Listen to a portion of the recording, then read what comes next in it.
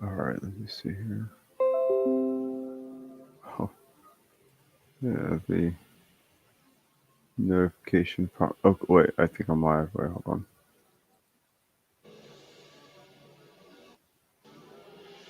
All right, let's see here.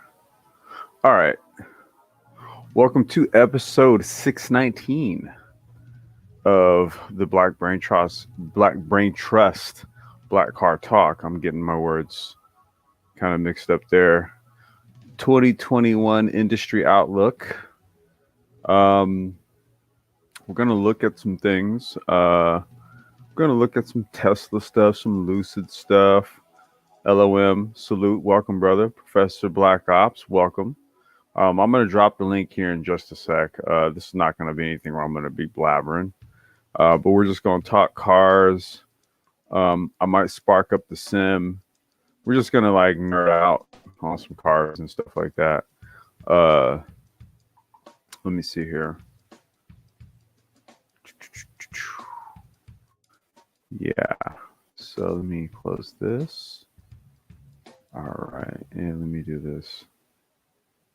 All right. Okay, I'm gonna grab this here. I'll go ahead and just. Yeah. Okay, yeah, I'm live here. So let me paste this. Yeah, man. So this is just for car geeks. That's all. We're just gonna nerd out on some cars tonight, man. I don't know if we went on a hiatus for a little while, and then we kind of sparked back up, and we got to kind of get we're getting our bearings back, man. We've been doing some lives on a consistent basis, so um, the car talks were one of our sort of like our less heavy subject matter live streams where we could just kind of veg out and be geeks, similar to what we did earlier with the watches, right? Which was a really dope live stream. I got a chance to really go back and listen to a lot of it earlier today. And I'm glad we really got a chance to dig into the whole horology thing. Hopefully, folks learned a lot. Salute to my bro, Super Triz. And when I say my bro, without giving up too much, Triz and I like came up in the same hood, right? So that's the homie right there. You know what I'm saying? Fontana for life, por vida. Yeah, that's the bro right there, man. That's the homie. So, Triz dropped a lot of horology game today, man. So big ups to Super Triz, and that's gonna be a reoccurring one, right? We're gonna get deep into the watch game because there's so many people who make butter laid timepieces and stuff like that. We didn't even scratch the surface today. Well, we just scraped it, like we just put a little blemish. We didn't scratch it. We just blemished the surface. We put a smudge on the surface. We didn't get that. We didn't get as deep as one can get when we start talking horology. You know. So again, SME subject matter expert horologist Super Triz. Big up, bro. Yeah. So, on to a somewhat related topic, cars, automotives, hold on, I'm about to share. I got the link there, so anyone who does want to come up can, but in the meantime, let me go ahead and do this. I'm gonna go boom, and then boom. 2021 Nissan 400Z. That's the car I posted in the thumbnail. That is also the car that you see right there in front of you. Give me just a second.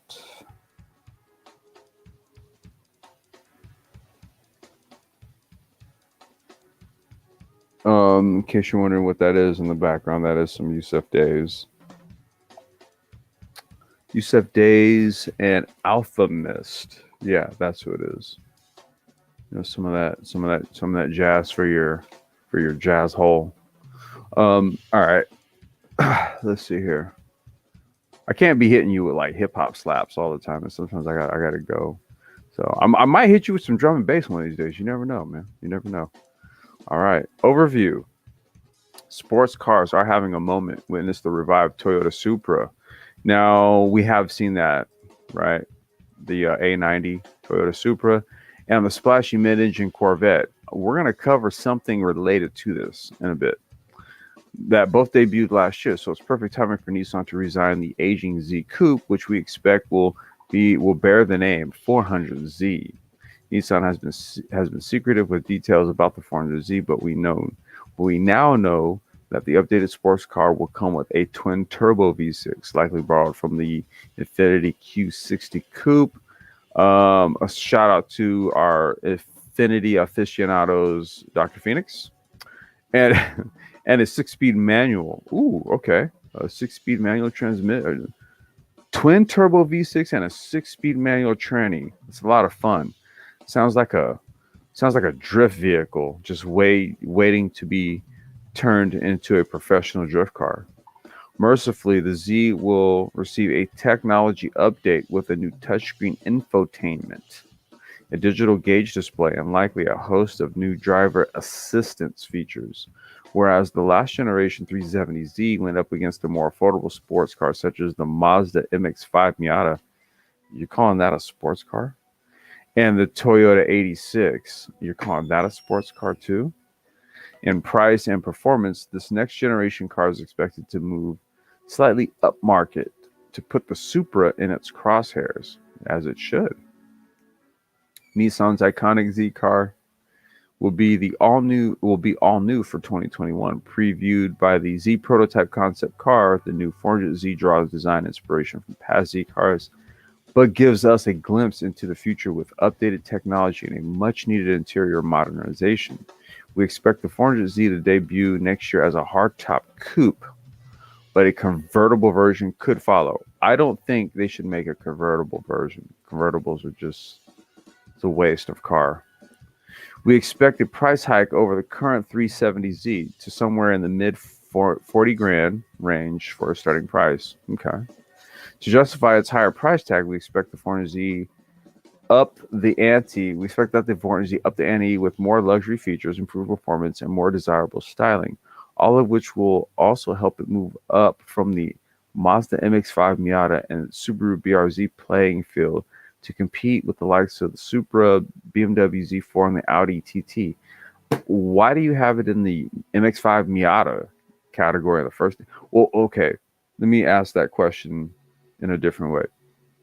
Why do you have the MX-5 Miata in this conversation at all? That's the question.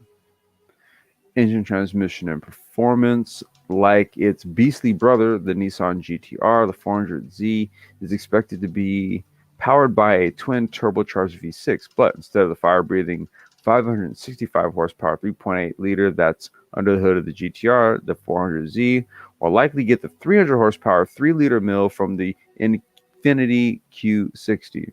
Okay, well, it doesn't weigh as much either, so that works. And let's see. Okay, well, let's see. Well, that is a 265 horsepower difference and only a 0.8 liter difference. Okay, so the weight savings is the difference in horsepower. You have to do the math on this. Okay, but we don't have the weights. It's also impossible that high-performance Nismo variant could get the 400 horsepower version of that engine that's currently exclusive to the Q60 Red Sport 400. While all-wheel drive is available in the Infiniti, we expect Nissan will stick with the rear-wheel drive. Yeah, you should. Rear-wheel drive exclusively for the 400Z, because that's what Z cars all were, rear-wheel drive. No need to rock the boat. Nissan has promised a 6-speed manual transmission as standard, but we expect that a 7-speed automatic will also be offered as an option. I hope if they make it a DSG box, it doesn't have to be automatic, but if it's a DSG paddle shift, then yeah. Me likey. The EPA hasn't released any estimates for fuel economy for the new Z, but if the Q60 is anything to on, we can expect highway fuel economy ratings as high as 28 miles per gallon or so, with city ratings falling just south of 40 miles per gallon. Let me see if anybody's here. No, not yet. All right. We'll know more closer to the car's on-sale date, and we're hoping to test the 400Z's highway fuel economy on our 200-mile test route. Although it's new for 2021, Nissan hasn't changed the layout of the Z's cabin. It remains a two-seat coupe with no vestigial rear seats a la the Porsche 911. What has changed, though, is everything else. Seen in images in the Z Proto concept vehicle, the new Z will receive a modernized cabin with updated materials, a welcome improvement over the current 370Z's dated interior. To justify its expected price hike, we expect Nissan to throw in genuine leather upholstery, power adjustable seats, and dual zone automatic climate control. Cargo space remains a mystery, which means minimal to none. But we aren't hopeful that the 400Z will turn into a Costco run champion. Of course not. We fit 3 carry-on suitcases in the trunk of the 370Z, which should be plenty for buyers of such a vehicle. Okay. The interior looks nice. I like it. Yeah, it looks nice. Infotainment and connectivity, perhaps one of the categories that the Z has the most room for improvement is in its infotainment offerings. Current car is one of the few new cars on the road today that doesn't have a touchscreen infotainment system as standard. Okay, but I mean, all the 370Zs are pretty much all the old cars with just, minor updates. Something that Nissan will undoubtedly address with the new 400Z. We expect an 8-inch touchscreen display or larger with Apple CarPlay, Android Auto, and Nissan's latest Nissan Connect user interface.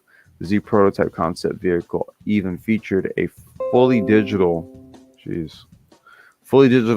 gauge. Navigation will undoubtedly be an option, and premium audio will likely be engineered by Bose. Okay, nice. It's going to have a nice sound.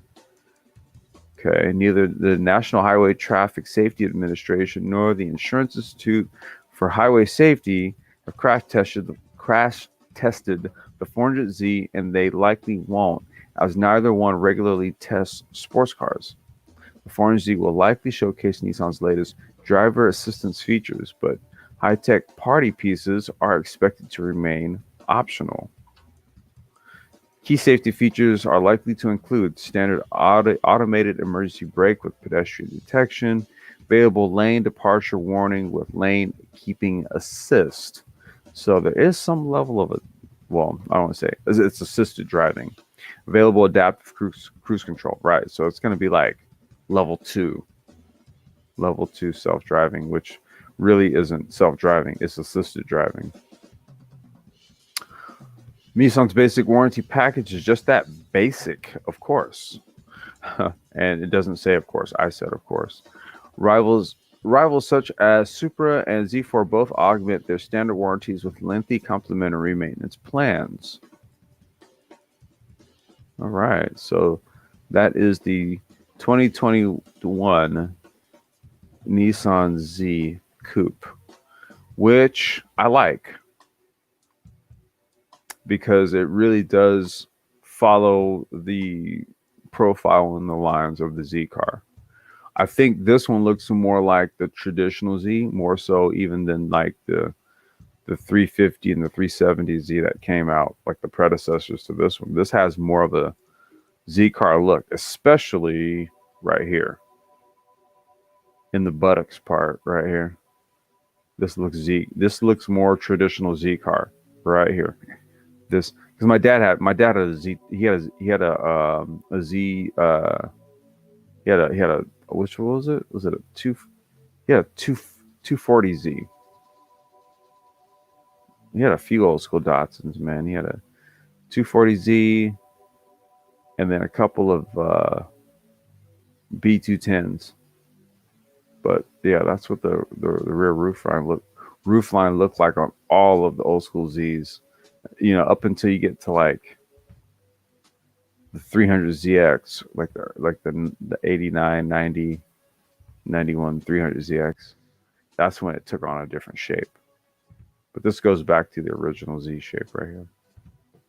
Okay, let me see. Yo, What's going on, brother?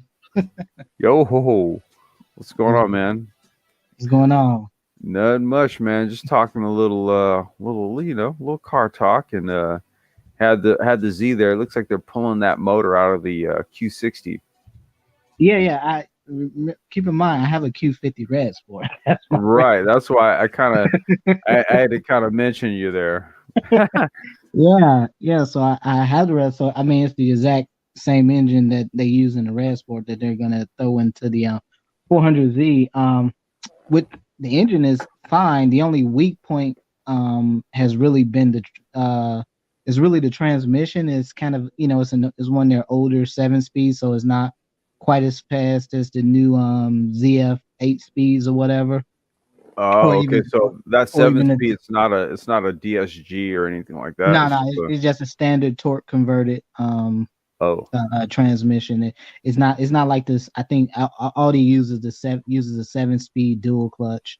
hmm. Um, but it's not quite as fast. But again, the engine is fabulous. It produces so much power. It's you know I think I've seen dynos for the car where even though they rate it from the factory at 400 horsepower and 350, but I regularly seen dynos where the car was pushing close to 400 horsepower and 400 pounds of torque just straight out of the factory. So clearly Yeah. the car is underrated.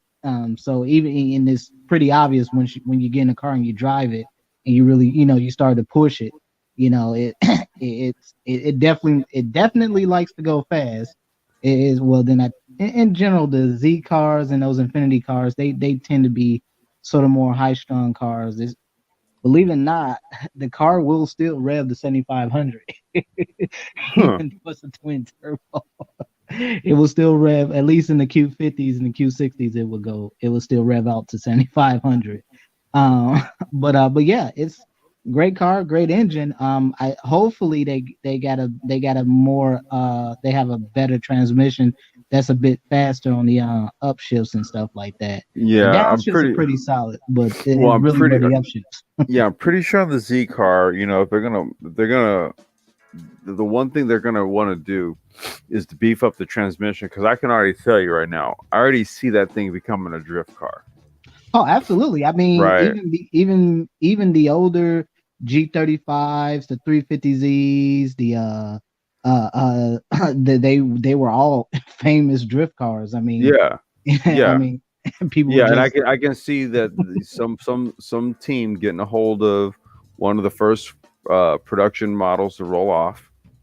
Okay, they're gonna give them that chassis and give them a motor and say, "Go ahead, represent us well." Because Toyota did it with the Supra, right? yeah, There's Steph Papadakis, Papadakis Racing out here in California. Dude, they got it was like one of the first 20 chassis to roll off the production, and they just send them the chassis and a motor and the tranny, and so there you go.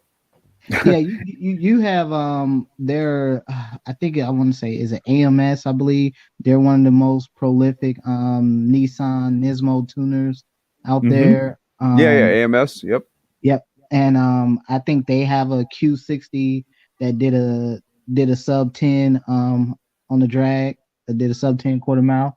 So I mean, Hmm. again, you know, great car, great engine, great potential. Like I said, the only real weak point is the transmission, but again, if you put enough power in the car, you can kind of somewhat Yeah, I mean, well, get over that. we gotta see what happens with this whip Yeah. when it kind of hits the when it hits the floor here. Now we do have the Model Y also. Let me just go over here and check. Okay, where it's no one's here right now. Okay, Yeah, so now some of the safety features you were talking about, that they were putting in the 400Z. I have that, mhm, and this is probably one of the areas where Infinity has kind of sort of been ahead of the game for a while. Although other manufacturers have caught up to them, they mhm, were like some of the first to do through the 360 round view monitor. Like I have the automatic braking and all of that stuff, the lane control and all that stuff. So the car will there is, if you had the Q50 the hybrid, I think they stopped production of it. I think it was last year. I think they stopped production of it. But if you had the hybrid Q50, the car will pretty much drive itself. Hmm. It will pretty much, you can take your hands off the steering wheel and the car will just stay in the lane in Yeah, front. it had like maybe like what, like level 2 or level 3 assisted Yeah, driving. Yeah. yeah. Minus the automatic parking you see on some of the more, on some other vehicles, like the car will pretty much, you can take your hand off the wheel and the car will pretty much. Yeah, it does like lane assisted and Yeah. yeah, and all that. So So now I we mean, got, oh good. no. I was just gonna say, yeah, dog. Go ahead, brother. Go ahead. Oh no, I was just gonna say we got the Model Y. This is what my daughter wants to get right here. This is cool. I was kind of feeling this Model Y. Hmm. I seen a video just a few days ago. It was the Model Y versus, I think it was what, the X6M or the X4M or something like that. Hmm. And I want to say it might have been that new the Grand Cherokee Trackhawk. And that Model Y. It's, dude, it's electric motor torque. You can't just, you got nothing for it. Not only that, but you also have what right here, low center of gravity. Okay. Yeah, So all the batteries are right here on the floor. You cannot center the majority of the weight any lower. And you yeah, cannot more evenly distribute it more than you can than a battery in the floor of the car. So you put the battery here plus the motor, and the motor is ultra low in the chassis. That means that you have low weight transference. And then you just have you have software modulated torque application. You've got yeah. nothing for this. No, and that's a good point, because even with the 400Z, I know it's going to be a rear wheel drive vehicle, which is interesting because the red sport I have is all wheel drive, which in my honest opinion, Uh-huh. whenever you're dealing with a car that with that much horsepower, once you start to get around that 300 mark and above with rear wheel drive cars, especially the Nissan Infinity vehicles, like they get real skittish. they Yeah. they're notorious for getting real very skittish on you. You know, I had, before I had my red sport, man, I had the G35 G37 for a few years, and I tell you right now, that one was wheel drive, and I drove that one in Wisconsin in the winters, and man, Yeah. that car will get pretty scary on you. See, this thing right here, man, like this thing has see, the thing about electronics is that or an electric motor is that software can manage the power application Yeah, way more precise than in a gas motor, right? So if you have sophisticated software, man, it'll pick up the road conditions through the tire, and it'll properly apply the right amount of torque application and all that. Versus when you're in a gas engine vehicle, you're not able, even with fly-by-wire throttle technology, yeah. you can't apply the power the way it would need to be applied. Yeah, and that is also in the Q50 I have, where it has this brake vectoring torque thing, and torque technology, where it applies applies vectoring, so it's able to shift the torque of the engine depending on, when you brake and all that, and it works well, but again, the car I have is all-wheel drive, so it's a little bit on the healthier side of the game. So it's Yeah. like around, it's around at almost exactly 4,000 pounds. So even with this new 400Z, I'm hoping that it's at least somewhere around that 3,300 pound. It needs to be lighter, because definitely I've seen some there where where I live at. There's a few guys that have those new Z's, and there's actually a guy that's pretty infamous on YouTube who has a modded Supra, and I tell you right now, that dude smoked just Uh, about everybody that came to him. who is it? You talking about Adam LZ? There's another guy, Baba Yaga. He has a video. Okay, You can, Baba Yaga. If you go watch him, this dude was smoking some cats. He yeah, took on some GTR. He took on some GTRs and beat him. yeah. Adam LZ had an A90 running like basically sub 10-second quarter miles. Now I will say this much: I will say this much: he did race against some guys that had some modded Q60s, and the Q60s kept up with him. But I think the only thing that really held those Q60s back was they were on the healthier side. Right. So, Yeah, a little bit heavier. yeah. Yeah. But Well, yeah, I'm looking at this Model Y, man. I like it. I want to show you something else here. Uh, yeah, because my little one is on some like she wants to yeah, yeah, dude. Like, dude, you gotta understand, dude. It's like I'll come in here. She's just looking at like $1 million home, multi-million-dollar home. She's looking at Porsches, Yeah, you guys are in Teslas, Cali, man. dude. I mean, she got her mom's taste, bro. And it's just like I'm like, damn, I gotta get this shit. Let's see here.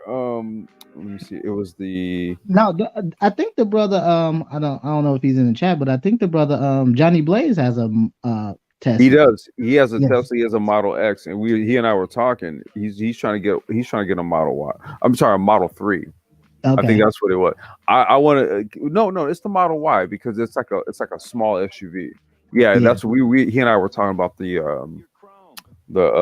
Model Y, Tesla 3.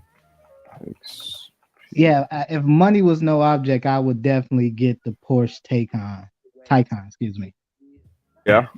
Yeah, that would be my preferred electric vehicle. The car is just sexy, and I've seen that car smoke a damn the Trackhawk.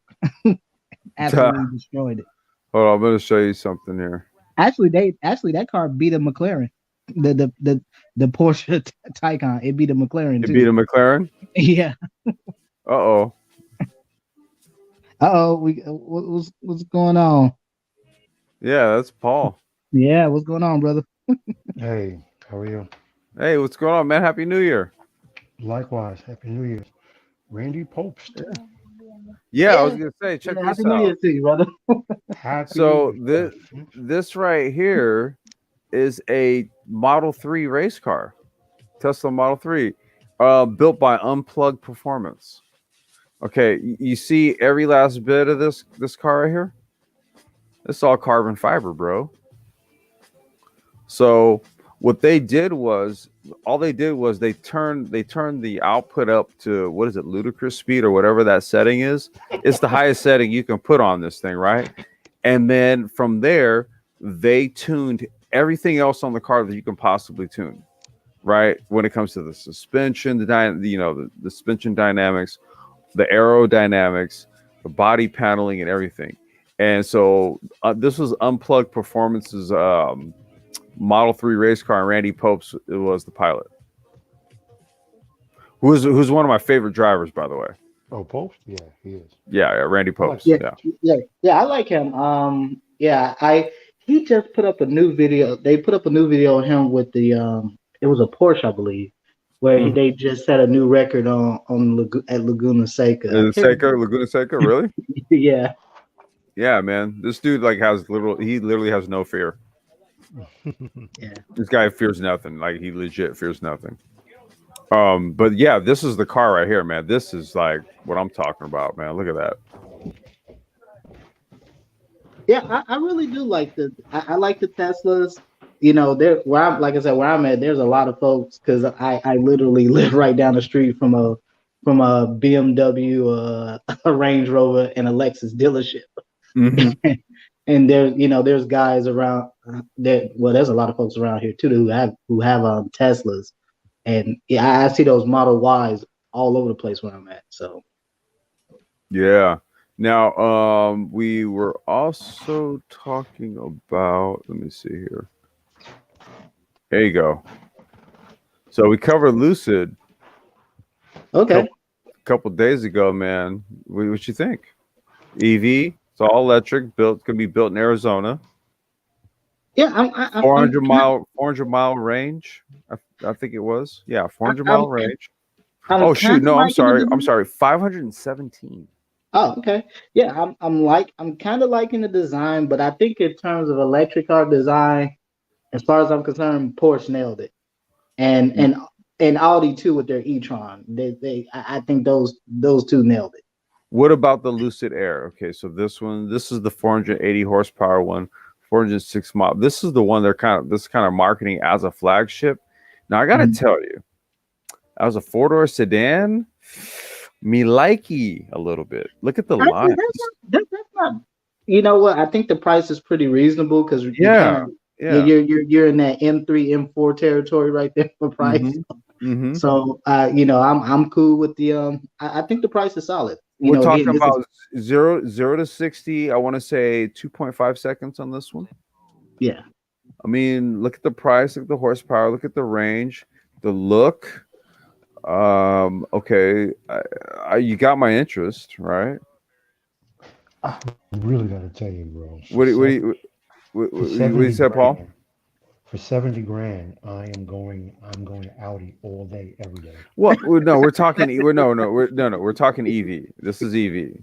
If you're going EV, are we considering an Air or a Model X? Or I'm sorry, a Model S? Right, because these are going to be the two cars, right? So for a four-door EV, right, with this basically this kind of spec, right? Because the Model S is in the same range. Well, I guess if you're looking for something that can be purchased, I'm sorry. Go ahead. What was that, Paul? Your voice a little low, Paul. Yeah, that's you kind of a little low. Yeah, kind of hard to hear you. Disconnect these speakers. Hold on. Okay. What was that, Dr. Phoenix?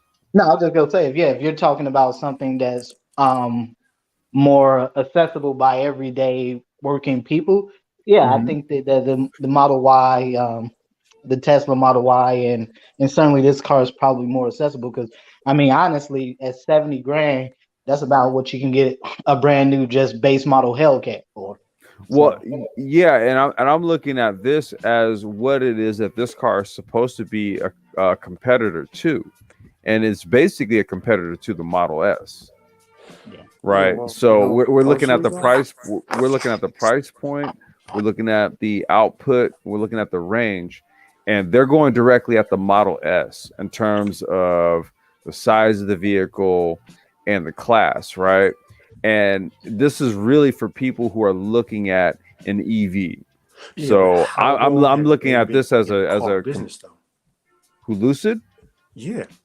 Well, okay, so we covered them on the last, I think, a live stream, or it was a tech live stream where we talked about they just completed the plant in Arizona where they're going to roll out all of the production models. So in the meantime, these are being built in California. Yeah, and see, for me personally, I don't want to be a beta tester. I don't want to be an alpha tester. So for that reason, I would go with a Tesla. Tesla's been doing this for years now. They're on third or fourth gen now. Lucid's been around. Lucid's been around for a minute. How long have they been making cars? No, they've been making cars for a minute. The thing about it is, I've never heard of them before. No, Lucid's been around. Like they've been around. Lucid's been around they've been around probably about as long as Faraday Future. They beat Faraday Future to the punch, and Faraday Future had way more money. See, I see. We covered Lucid on that Black Tech Talk from about a week and a half ago, and we kind of the article broke down sort of how they've set up their supply chain and everything. So what they did was they took their time. That's where I have to credit Lucid.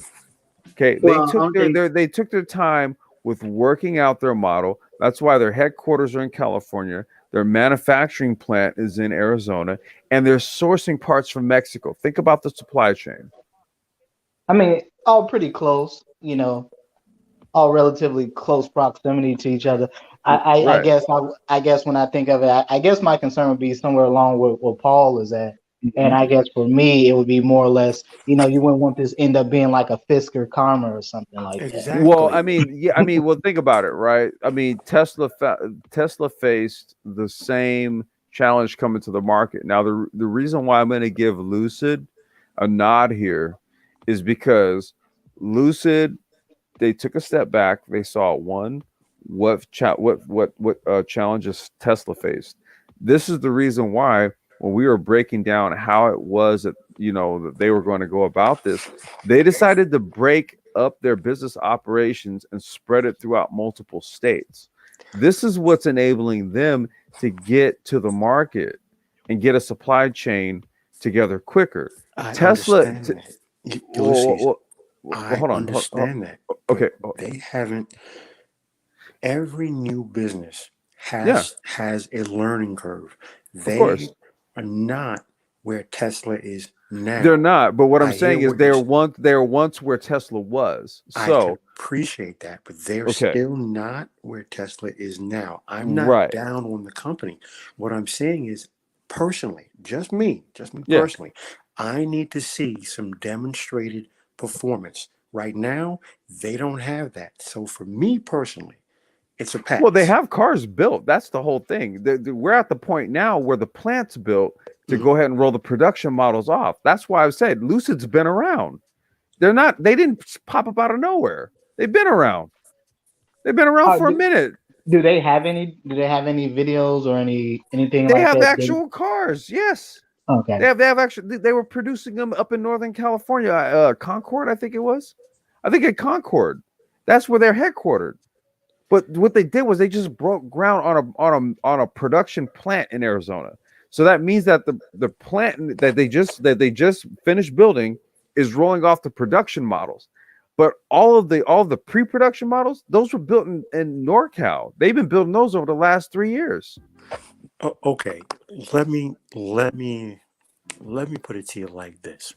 You and I both know, and I'm pretty sure Dr. Phoenix, you too. We all know who Dallara is. Dallara has been building racing cars for what, 60, 70 years. Yeah, If yeah. Dallara started to sell passenger cars tomorrow, I still wouldn't buy one. There's a big difference between making a product and then actually bring it to market. Of course there Experiencing is, the Paul. learning I curve. mean, I'm don't you not you down realize that with like in every scenario, anytime you bring a a new product to the market, that's going to be your first challenge without it. question. Yeah, I I'm just just saying that they didn't come out of nowhere. That's my whole point. I got that. I understand that, and I'm not down on them. That's not what I'm saying. Yeah, but What I I'm mean, you're stating the obvious and saying, okay, well, they're new. Yeah, of course they're new, but they didn't come out of nowhere. They've been at the forefront of the EV market, particularly here in California, just like Faraday Future was at one point. But we can pull them up and look at what happened with them, okay, and we can look at what it is that they learned from Tesla because their model is completely different. So I'm saying where I'm looking at the technology involved, the styling, their model. I mean, look, they're able to get this location here in Miami. Let's see, this is Newark, Beverly Hills, San Jose, Miami, and then they got the plant in Arizona. Mhm. They've got also a studio in California. So the difference between them and Tesla is that Tesla they get met with a lot of legislative or a lot of bureaucratic red tape when they're trying to sell their cars in different locales versus Lucid. Their business model is different. That's why I was saying, well, I covered them in in the one of the previous live streams because the difference is this. The problem is that if Tesla has problem getting their cars to other markets and Lucid doesn't, guess who kind of default has an advantage? Guess who has more of an advantage to get their cars in front of people? So I get what you're saying, but then I'm like, okay, well, who has the superior business model at this point? Well, we'll see. Yeah. We'll see. Yeah. Yeah, you gotta let the market work itself out. Now True. I'm looking at the Air and I look at the Model S.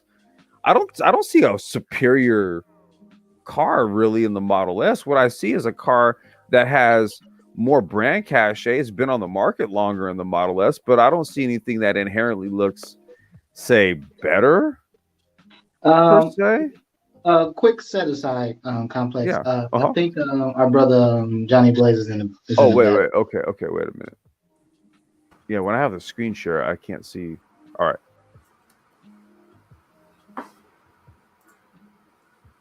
I mean, does Tesla have this like a virtual reality, like a sim driving experience? Ulysses, I'm not down on No, I'm just on asking. the That's all. company. No, I'm asking the question. I don't know if Tesla has this. I don't know either. Oh, What I do know is that Tesla has the learning curve. All I'm saying is, for me personally, what you're telling me sounds very good about Lucid. hmm I just want to see them. I want to see demonstrated performance before I would put resources towards it. Actually, oh no. buy I one. mean, that's. But Paul, I mean, so that's without question. Dude, you don't just go in and buy a car blindly. But it looks good. I mean, I like Yeah, everything that you're saying. Sounds yeah. I'm not gonna intriguing. just walk in and just, hey, give me one of these. Yeah, I gotta. Yeah, Although, no, totally. personally, as far as styling, listen, it's subjective, so no one's right, no one's wrong. There's no accounting for tastes. Personally, as far as styling, I personally lean more toward the Tesla than this. But again, that styling, that's totally subjective. Yeah, so I was gonna say it's because it's a competitor to it. So that's where I'm like, okay, I have to just look at it in terms of like if I am in the market for a car like this, I'm Mm, basically looking at this one and I'm looking at the Model S. Now, in my view, I'm indifferent to both. mm, I could go either way in terms of like the car itself because I would say the only thing that the Tesla has really here is a maybe a slightly attractive front grille, but it has more of a rear cabin design. So it has a longer front end versus the Air, where this has more of like a mid cabin design. So this looks like a more traditional sedan. And like I said, if I'm going for a car between this one and the Tesla Model S, which would probably be like the P90, P90D, or I think it is. Maybe Johnny Blaze can help me out with that one. I'm kind of like I said, I'm kind of indifferent. So what I'm going to do is I'm just basically going to test both to see which one gives me the best experience at this point. I Well, mean, we're talking about 0 to 60, 2.5 seconds. Look at that, a 9 point. This is a sub 10-second quarter mile. And shit. I would just say as a quick set aside with the design, um, the rear of it kind of looks a little bit like the Porsche Panamera, a little bit. Mhm. The front of it does look a little weird to me. Kind of got that Jordan Forge visor look. What? Yeah, what it is it has that closed front end Yeah, for low drag coefficient. I'm trying to see if I can. Oh wait, I'm looking at yeah, the interior. Let me get yeah. exterior. The front does look a little weird to me, but Right. Let's look at it. otherwise, I'm all right with the overall design of the car. So check it out. So let's see. Let's check the front. Let's check out the front end. Right. So right, it's completely enclosed. Right. So low drag coefficient. That means there's really no air passing through the grill to create any sort of drag. It's basically going this way or this way, right? So we're kind of looking at. I mean, yeah. I mean, I don't know. It's like It looks a little I'd weird, have to but see it up I guess front. it's probably one of those designs that probably looks better in person than it does in Well, photos. So. but see, it's what it's so here's this is what I'm talking about, right? This is where I can get indifferent with this because it's function over form. I'm sorry. Yeah, function over form. A 0.21 coefficient, drag coefficient, right? So the design of this, the look of it had to be molded around the objective of getting a low drag coefficient, right? So what I have to do is I have to kind of accept the design elements based around the functional objectives. Hey, not complex. Hey, what's going on, Johnny? And not too much, man. And I'm kind of with Paul on this one. I mean, design is very subjective, Mm-hmm. but I'm looking at performance. I think one of the things that Tesla has is, they make a very, at least in my opinion, a good looking car, but it's also a very safe car. Mhm. So I want to see the safety stuff behind this. Right. Whoa. Yeah, now Look at That's that looks different. cool. Check that out. Party Yeah. trick. No, yeah, that's pretty cool. That's a Yeah. neat party trick. Yeah. Now, I will say that I think you're going to lose some trunk space doing that, but Yeah. Or wait, how do you lose trunk space doing that? well, okay. The Model S Look, it's showing you how much trunk space you actually have. and Model S does all that. Now that's nice. Mm-hmm. Okay, got a little bit more in the front. Okay, that's not too bad. Now I wonder, is that a rear motor car? No. It's all-wheel drive, so it's dual, front and back. Okay, now unless they found a way to make their motors probably smaller than what Tesla has, because my Model S area in the front is probably a little smaller than that. Okay, let's take a look at this again. Because Well, what this shows me is that all the motors sit in between the front and rear wheels. Because That's correct. look at how the front and rear hatches open up here, right? They're used as storage space. So that means the motors, a battery and motor, and everything is sandwiched in between the front wheels and on the floor pan of the chassis. Yeah. So the Model S has the trunk is very similar. You can go way down into it. Mm-hmm. This looks more like a Model 3 design here. They maybe took some ideas. You know, there is a way to address your concern, but it's very expensive. That's to put traction motors at each wheel. The problem is traction motors are very expensive. It's a lot of R&D. Very few EVs actually have them. They're not Maximum space, but minimum space, but maximum costs to use traction motors at each wheel. Yeah, there's Protean. I think that's the company. Right now, they're the ones that have like in-wheel motors that are on production cars that utilize them, but that's the high-end stuff, right? As like a production product, no, there's not a lot of cars that are rolling them out in just production for like the more affordable, because I think it has to do with the fact that for the type of reliability that you have to build into in-wheel motors or hub motors or in-wheel motors, it's the price. Yeah, it is. But if you use in-wheel motors, which is what I ideally would like to use on my EV, man, do you realize what kind of track monsters you can build, Paul? That's why, because you can do active traction control independent of each wheel, and you use software to manage it. That's why racing cars have them. Yeah. Audi and the R18 had traction motors. Yeah. Yep. That's what. Yeah. That's it. Yeah. But again, they're very expensive. Is the Cybertruck using something like that going forward? Mm-hmm. I don't know. Honestly, I know very little about that Cybertruck. What they said was it was gonna be available in a number of configurations.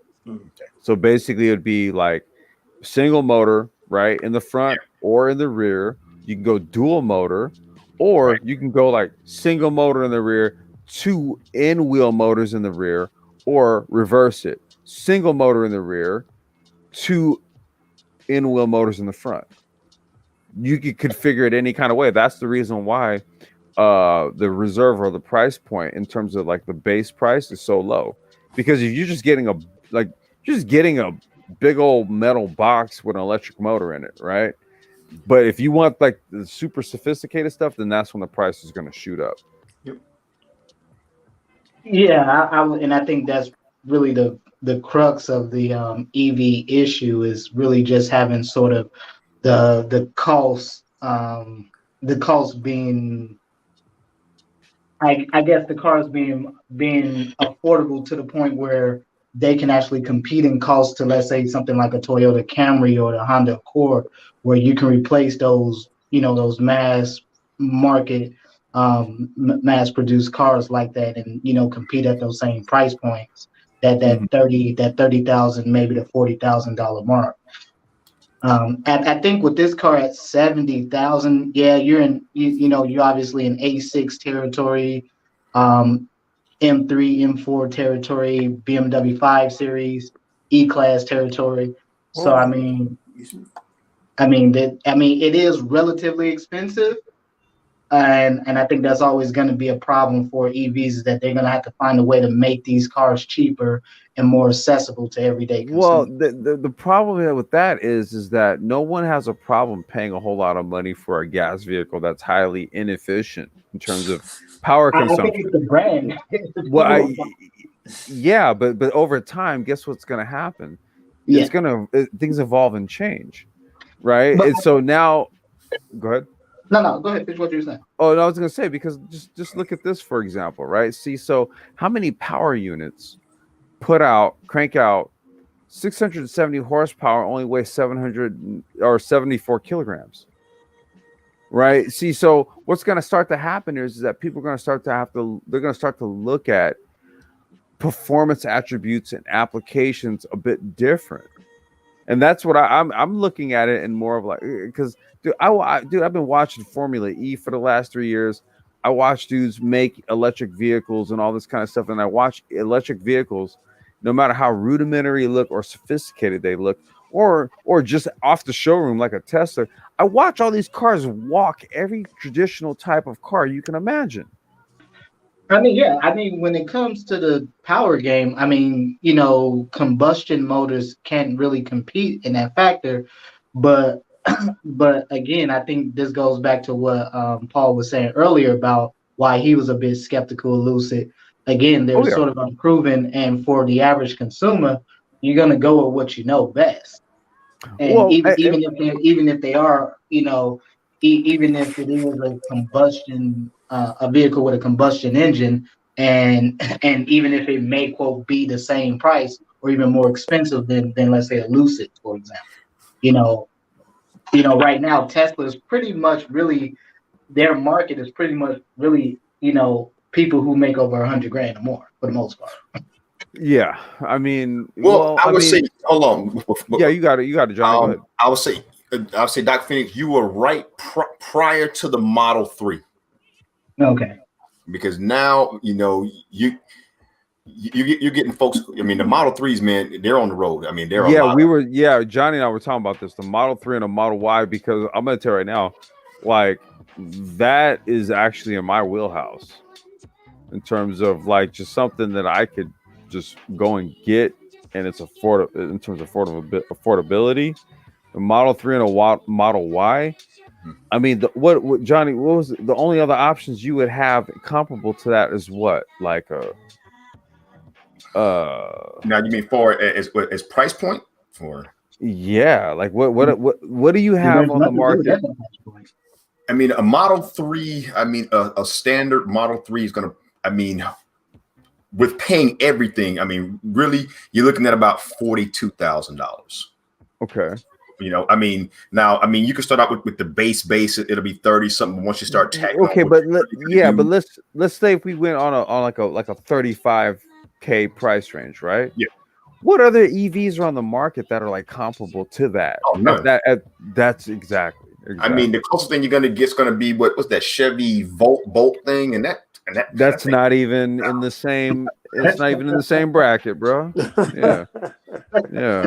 You know what? I will say this for all the guff that you guys give me because of the way that I feel about American cars, I have to give Chevy credit for at least trying. The industry said Chevy couldn't do it. They ultimately were somewhat proved right, but Chevy tried. Yeah, and I don't think that they get enough credit for at least trying. The thing that to me, for all the money that GM has, to continually, misstep and keep falling flat on their face, if they don't have the R&D, go hire the people. Go hire Germans. Go hire Japanese. Hire the people. You have money. Bring in they to design the products. It's like they're so insistent on doing it the American way, the American way, the American way, and they keep falling flat on their No, face. Paul. But Here's at least Paul. they They tried. did that. They did that. They went and got a stake in Rivian, and then look what happened. You know, I got a question for Paul. I've been wanting to ask this. Volkswagen, what is going? I know, you know, they got a new CEO, and I know he's trying to go. Johnny Blaze, real quick. I just want to shout out Keep It Techie. I saw this notification pop up. He reached 5,000 subs, so salute to Keep It Techie. Yeah. If you aren't subbed to him, go sub to him so we can give him to 6,000. Good shit. Go ahead, man. You got it. No, just the whole Volkswagen thing. I know their CEO, he's trying to do a big push towards going the EV route, and I understand he's getting a lot of pushback from like the dealers and other folks within that organization. And I know you're fairly familiar with them in that area. Yeah. So the thing is this, right? So within the automotive industry globally, they've already internally made the move towards electric vehicles. They're putting more R&D and more money towards EV than the internal combustion engine. This is something that try to explain to people, but most people, they only see what they see on the mainstream media. They don't read or look at any of the internal news, any of the industry news. The automotive industry has already moved towards full electrification. We're just seeing a slow trickle of EV products coming to market. So if you are a traditional automotive dealer, and if you're being told that the factory is putting all its R&D towards EVs, you don't know where that's going to go. You're uncertain because your business model is based upon selling and reselling internal combustion vehicles. EVs so far, as you rightly pointed out, they're largely expensive vehicles. They're slowly coming down in price, and not too many of them have actually made the market in volume numbers yet. So that's why dealers are somewhat hesitant and giving some friction towards the factories vis-a-vis electric vehicles. But understand something, to everyone, the global automotive industry, they've already made that move towards electric vehicles. Now, in Europe, many countries, the infrastructure has already been built out for electrified vehicles. We're seeing at the state level, they're mandating electric vehicles and massive reductions in emissions and pushing towards electric vehicles. So that's the future. You're more than likely going to see them on a volume basis in Europe first, and then America last. But that's where it is. Electric vehicles are the future, not the internal combustion engine. Yeah, and Okay. Tesla's stock price is reflective of that. Yeah. The reason I asked What was Go that? ahead, Johnny. No, go ahead, Johnny. I was gonna say the reason I asked the question of Paul because some of y'all may know there's a guy named Sandy Monroe. I don't know if y'all follow him on YouTube. What's his name?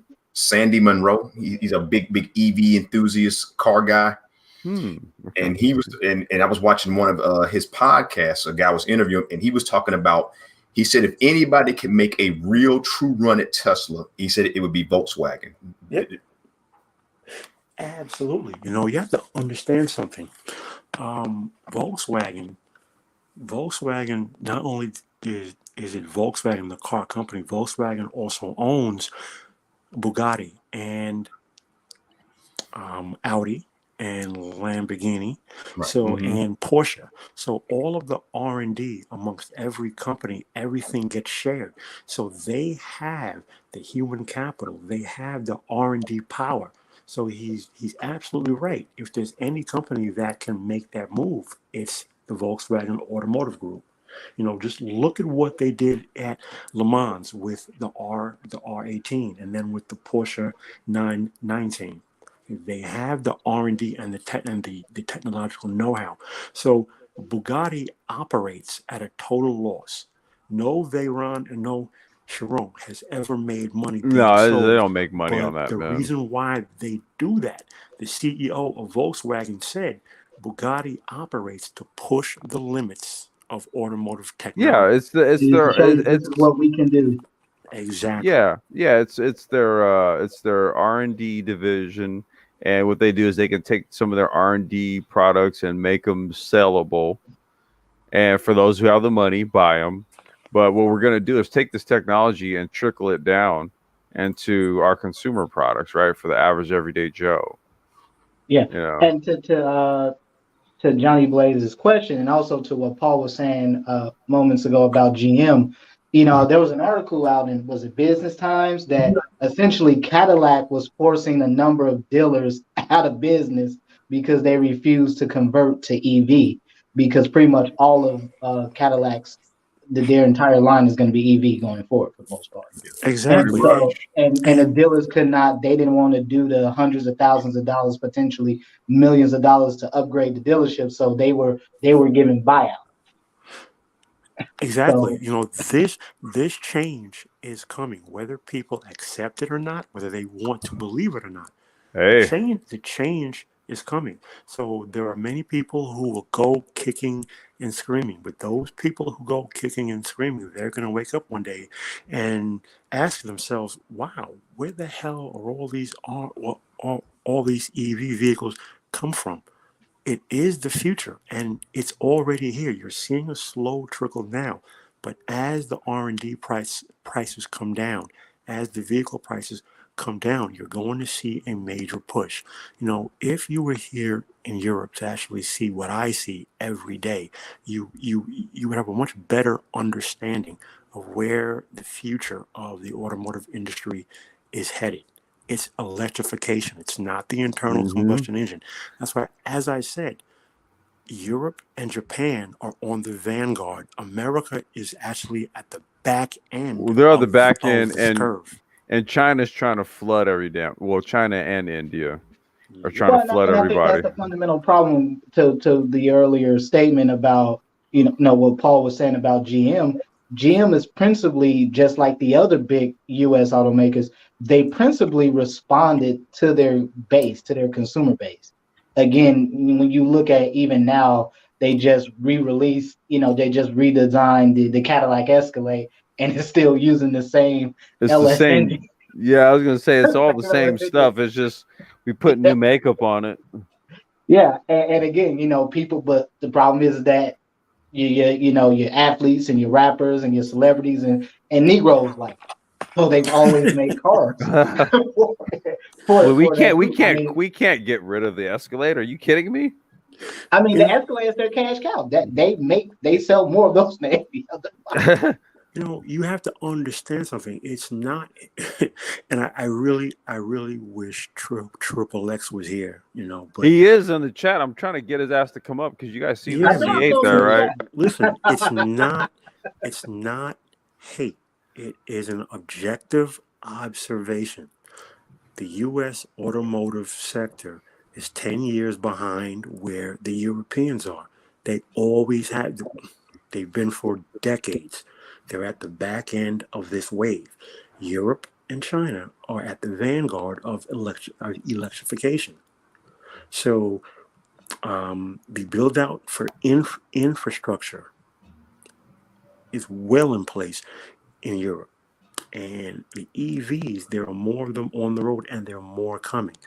There are more coming. Again, the vehicles are not on the road in high numbers yet, but that's where the bulk of the R&D is. And listen, I'm not happy about it. I miss and I want internal combustion engines, a manual transmission with a clutch and a stick shift. But you know what? Listen, the future is electric. Hey man, you know what? I want a rotary phone. I'm joking. And a black and white television. Yeah, and a black and white. I want a console TV. That's what I want. Dude, I can't with a console TV. You would turn on a console TV, you could go and cook dinner. And by the time dinner was done, the color was just starting to come in right. It was just starting to get the color all in, man. All right, so check it out. That's why I was hoping Triple X would come up. Because we got the C8 finally in a sim racing game. That's what I was waiting for. But what it was R Factor who basically signed on to get rights to the car first. Mm. Okay. So let's see here. Studio 397 has officially announced that the Corvette C8R will become available for the R Factor 2 racing sim. Studio 397 has not yet communicated the release date. Now, since this was written, it's out. That's how I found out about this. A couple of the sim channels that I follow, these dudes already bought the DLC packs that have this car in it, and they already started running it. Neat. Yeah. Let's see here. The Chevrolet Corvette C8R is an IMSA GT-LM. It also runs the GTE class, class endurance race car built by Pratt and Miller and Chevrolet. Now, for y'all to understand, Pratt and Miller is a military contractor. They actually make aircraft engines as well. Neat. Yeah.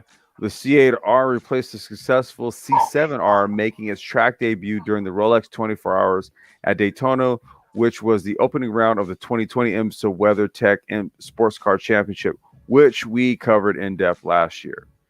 The C8R is powered by a mid-mounted flat plane crank 5.5-liter naturally aspirated V8 engine that is restricted to 500 horsepower to comply with the IMSA GT-LM class rulebook. All that power is transmitted to the rear wheels via an extract 6-speed sequential gearbox. Corvette Racing earned its first victory in the C8R at the 2020 IMSA WeatherTech 240 at Daytona with Antonio Garcia. He's an World Touring Car driver, and Jordan Taylor at the wheel. The Corvette C8R was supposed to make its European debut at the 2020 24 Hours of Le Mans. However, Corvette Racing decided to withdraw from the world famous endurance race due to the you-know-what. All right. Ulysses. Yo. I'm familiar with Pratt and Whitney. I've never heard of Pratt and Miller. I'm sorry. Pratt. So the Pratt and Miller, that the Pratt and Miller is also the Pratt and Whitney. That's what I meant to. That's what I meant to say. Gotcha. Yeah. So this is sort of like an offshoot thing, right? Where they essentially get automotive contracts to build the C8 race car, for example. Similar to how Pratt and Whitney gets contracts to build engines, right? So the Pratt is the Miller is a partner with Pratt. With regards to the right, and then there's Pratt and Whitney. Gotcha. Okay. Yeah. Cool. Yeah. That's what I meant to say. So yeah. So I don't know if Triple X is still around, but he had asked previously if he joked about it. He was laughing. There's the C8 in sim, and I was like, give it a second. And wait, let me see. Yeah, he was like, give it a second, and then boom, there you go. The C8 is in R Factor 2. Did you guys want to pull up some sim? No, sure. I have one more quick question. No, yeah, I'm just saying we can talk, or you can. Yeah, more so for like towards Paul, but in the chat I posted the link for Sandy Monroe's video if you ever get a chance to like look at it. But one thing he was saying when it came to the automotive industry, I guess with the change that you were talking about, is you got to think about all of the third party vendors who build cars. Like if you own a transmission company, you're about to go, or you make oil and all these other engine parts. I wonder how these companies are going to make that transition to that EV market. Can these companies be repurposed to do something else? See, that's part of the pushback, which is why that's part. You know what? It goes hand in hand with how the oil and gas industry leads alternative energy research. Because if you think about it, why would the oil and gas industry have any interest in developing the very same thing which is going to put it out of business? You follow me? Yeah. So it's funny how you understand why all of these companies, transmission manufacturers, lubricant manufacturers, all these companies that make brake components and transmission components, what's going to happen to them as the industry moves towards full electrification? You're probably going to see, how is ASIN and ZF and Tremec, how are they going to handle as the industry moves towards EVs? You know, how is Lucas Oil and Mobil and Shell, you know, how are they going to handle that? So, you know, Right. those are excellent questions. So you understand why, if anyone, those are the companies that are leading the charge for friction against EVs. The problem is EVs are the future. They do. Are the I mean, future. because they have here's the thing. They have less rotating parts, Mhm. right? So EV on average has like 17 rotating parts. An internal combustion engine vehicle has like 2,000. You need all those lubricants, right? In an EV, you don't. Teslas have a 1,000,000-mile warranty for a reason, Right. and they don't require regular oil changes. So I can, yeah, totally, Paul. Yeah, totally. But Yeah, where go ahead, with go ahead. new technology, there are opportunities. So, of interest will be companies who are going to make new batteries. So, right now, of course, we all know it's the lithium ion battery. So, you're seeing companies that have lithium ion graphene enhanced batteries. So, the companies that can enhance more and more graphene are going to have a leg up. The company Or that can bring the first fully complete graphene batteries to market, they are going to corner the market. Companies that are going to specialize in the components for EVs, you know, they're going to be the new Lucas Oil, the new Shell, the new yeah, I Mobil, was the gonna new say like the ASIC, the companies new that make Tremec. like the companies that make like replacement OEM batteries and stuff, Right. right? Mm-hmm. And the thing is too, what's gonna happen here is that you're gonna see graphene batteries are gonna be for performance. Okay. The key, the what here's what they're all angling for here is the low cost solid state battery. And Okay, glad that, you brought that up. yeah, I was I gonna got say, a and couple that's more. gonna who. Quantum Skate. Okay, you mentioned it before. Are they the ones that are making like that glass silicone solid I state think battery? they right now supposedly they have the leading technology in actually making solid state batteries. I'm not sure if it's there yet, but Okay. they had a huge boost probably about 2 weeks ago in their stock price. It jumped like $50. Okay. There's Professor John Goodenough, or Dr. John Goodenough, I should say. So he and this Brazilian physicist, they created a solid state battery that basically is comprised of like glass, right? It uses silicone. So that means the materials to make this battery are super cheap. And from what I hear, it was Tesla that acquired the rights to that technology. This story came out some time ago. It's speculated. This is how it is that Elon Musk is going to be able to offer the Cybertruck at the price point, the beginning price point that he's offering it at, is because if you can make a solid state battery out of basically materials that don't really cost much, you're in the game. I mean, you could that's really the holy grail in the EV market, is to create a cheap battery. Yeah. For like $13. Yeah. Or 15 Yeah, in Target. Yeah, like those Energizers, they cost like $16 or $15 cheap. I get them a I lot. forgot. Yeah. No, it's what it is. It's is what it is. It's $1 per kilowatt Yeah. equation. That's what it Hmm. is. If you can hit that dollar per kilowatt equation, or get below it, you're basically in the realm of like gas engines in terms of like energy consumption versus output and all that kind of stuff, right? Right. But there's a holy grail for EVs, and that holy grail is going to have to be achieved through battery technology. That's what it is. The holy grail is a solid state battery that does not use things like rare earth minerals or minimal rare earth minerals, because that's what makes the cost go up. Right. Let me do this. Did you guys want to pull up some sim stuff and look at cars in the sim world, or no? Or I got to step away. I got to go take a piss. Okay. TMI versus TMI. I do have to go use the bathroom though. But All right, go ahead. I'll step away. I'll be right back. Well, talk amongst yourselves. No, go ahead. I'll be right back. You know, for me, personally, we all know that the Porsche Taycan is, I guess, for most people, a bit pricey because it's a six-figure car. But I'm not put off by the price. I think that the technology there is justified.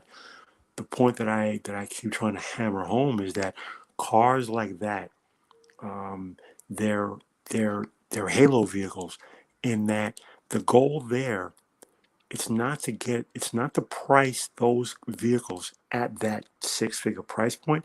The goal is to get that technology and that performance in the $30,000 to $40,000 price range, so that when you have entry level vehicles, $25,000 to $35,000, who may not have the same performance, but they have the same technology and at least the same range. So now you're seeing at a performance for performance point between internal combustion and EV. When you're at that point, internal combustion cars are done. They're going to go away. So, Paul, you're saying you see the Porsche Taycan more like Porsche's marketing vehicle to like really bring in line, and you're hoping that this is what will get the masses on board. Then they can take that to produce the lower cost mass production vehicles. Well, it's not so much that I'm hoping. I've actually seen video from industry sites. Okay. That's what Porsche did with the Taycan. The purpose of the Taycan is to be a rolling test bed to further develop the technology so that they can get the price points down, so they can offer not so much the same level of performance, but the same range. When I say performance, the same handling, but at least the same range and the same comforts and the same basic technology in a $35,000 to $40,000 price range. Now, not for a Porsche per se, but say a Volkswagen, because Porsches are always going to be pricey cars. But if they can sell, because you got to remember, Porsche is owned by Volkswagen. They're part of the Volkswagen group. So if you can have, say, a $35,000 Audi, that's a full EV, a $20,000 Volkswagen, that's a full EV, then you're also going to have your $100,000 Porsche, because they're all the same company. But right now, the tech is in the Taycan, but they're going to bring that tech there. The goal is to get the production costs down, to get the tech, to further advance the tech, so where they can sell $20,000 EV vehicles that have the range and that have the performance of a Taycan. Yeah. Now I'm still interested. Look, I'm sorry. Go ahead, Dr. Phoenix. No, go ahead. Go ahead, brother. Go ahead, and I'll just chime in when you finish. No, I was going to ask. I mean, have any of these other folks like really discussed the charging infrastructure network? Exactly. So, as I said, in Europe, at the state level, there have been mandates for EVs. So all around Europe, everywhere you go, you see the infrastructure has been built out, and it's continually built out. So the infrastructure, as far as electrification to support EVs, is much further ahead of what you see in America. Right. So that's why I keep saying Europe and China are at the vanguard. America is way at the back end of the curve. The infrastructure already exists over here in Europe and over in China. America is way behind the curve. And I think much of that has to do with the very culture here in America, where you just have this very recalcitrant culture. People love their gas guzzling SUVs and pickup trucks. Again, where I'm at, if you're not driving a luxury car around here where I'm at, everyone has a damn pickup truck or some some supersized SUV. And so again, what was that, Paul? That is an excellent point because it's snowing here, right? So there's snow everywhere, and everyone has their wagons, the station wagons. In the U.S., everything is SUVs and minivans.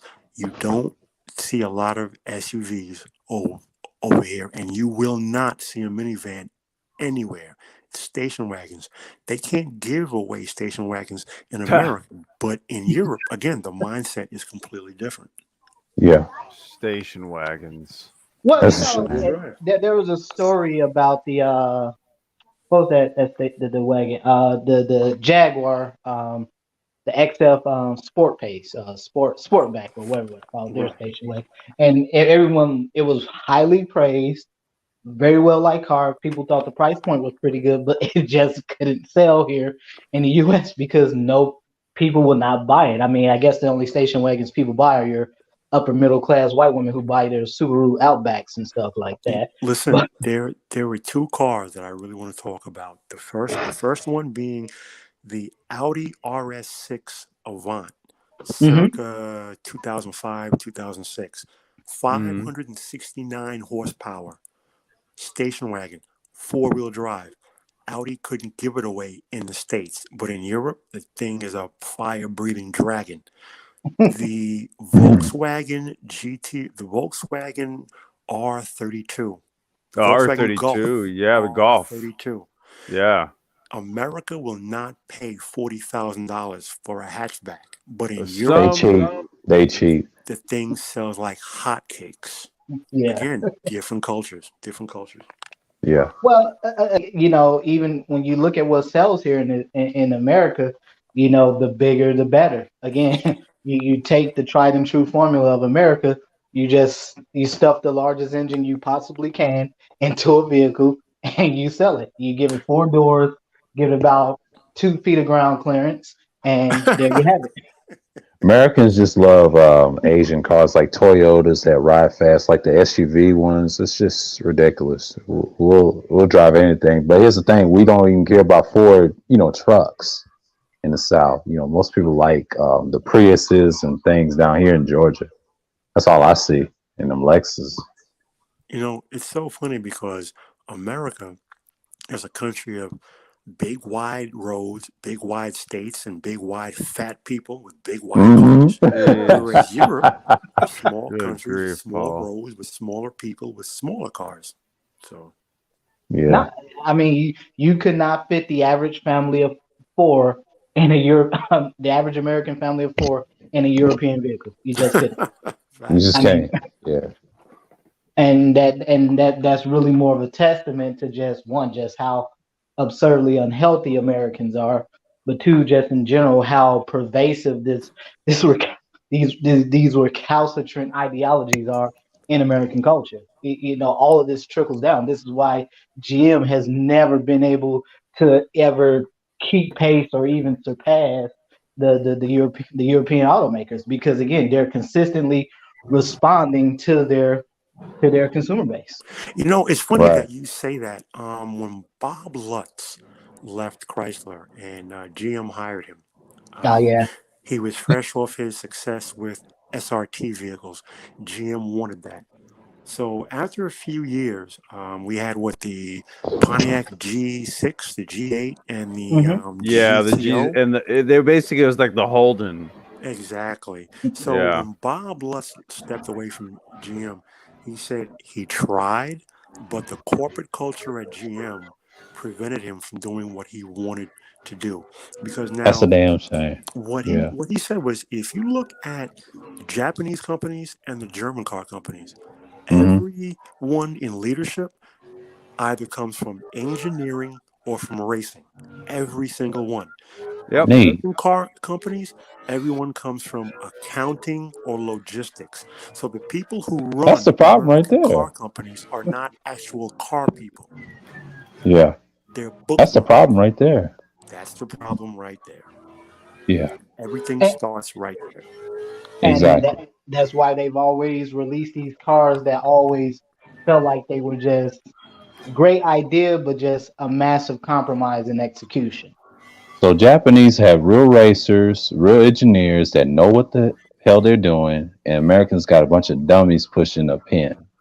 Well, I Almost. think what Americans do is we rely on bean counters, and what the Japanese and the Germans and everybody else do, they rely on the guys who developed the stuff that kicked ass in competition, so they Yeah, know how to then trickle down the engineering into the production Every vehicles. single CEO of the German car companies has come from either engineering or racing.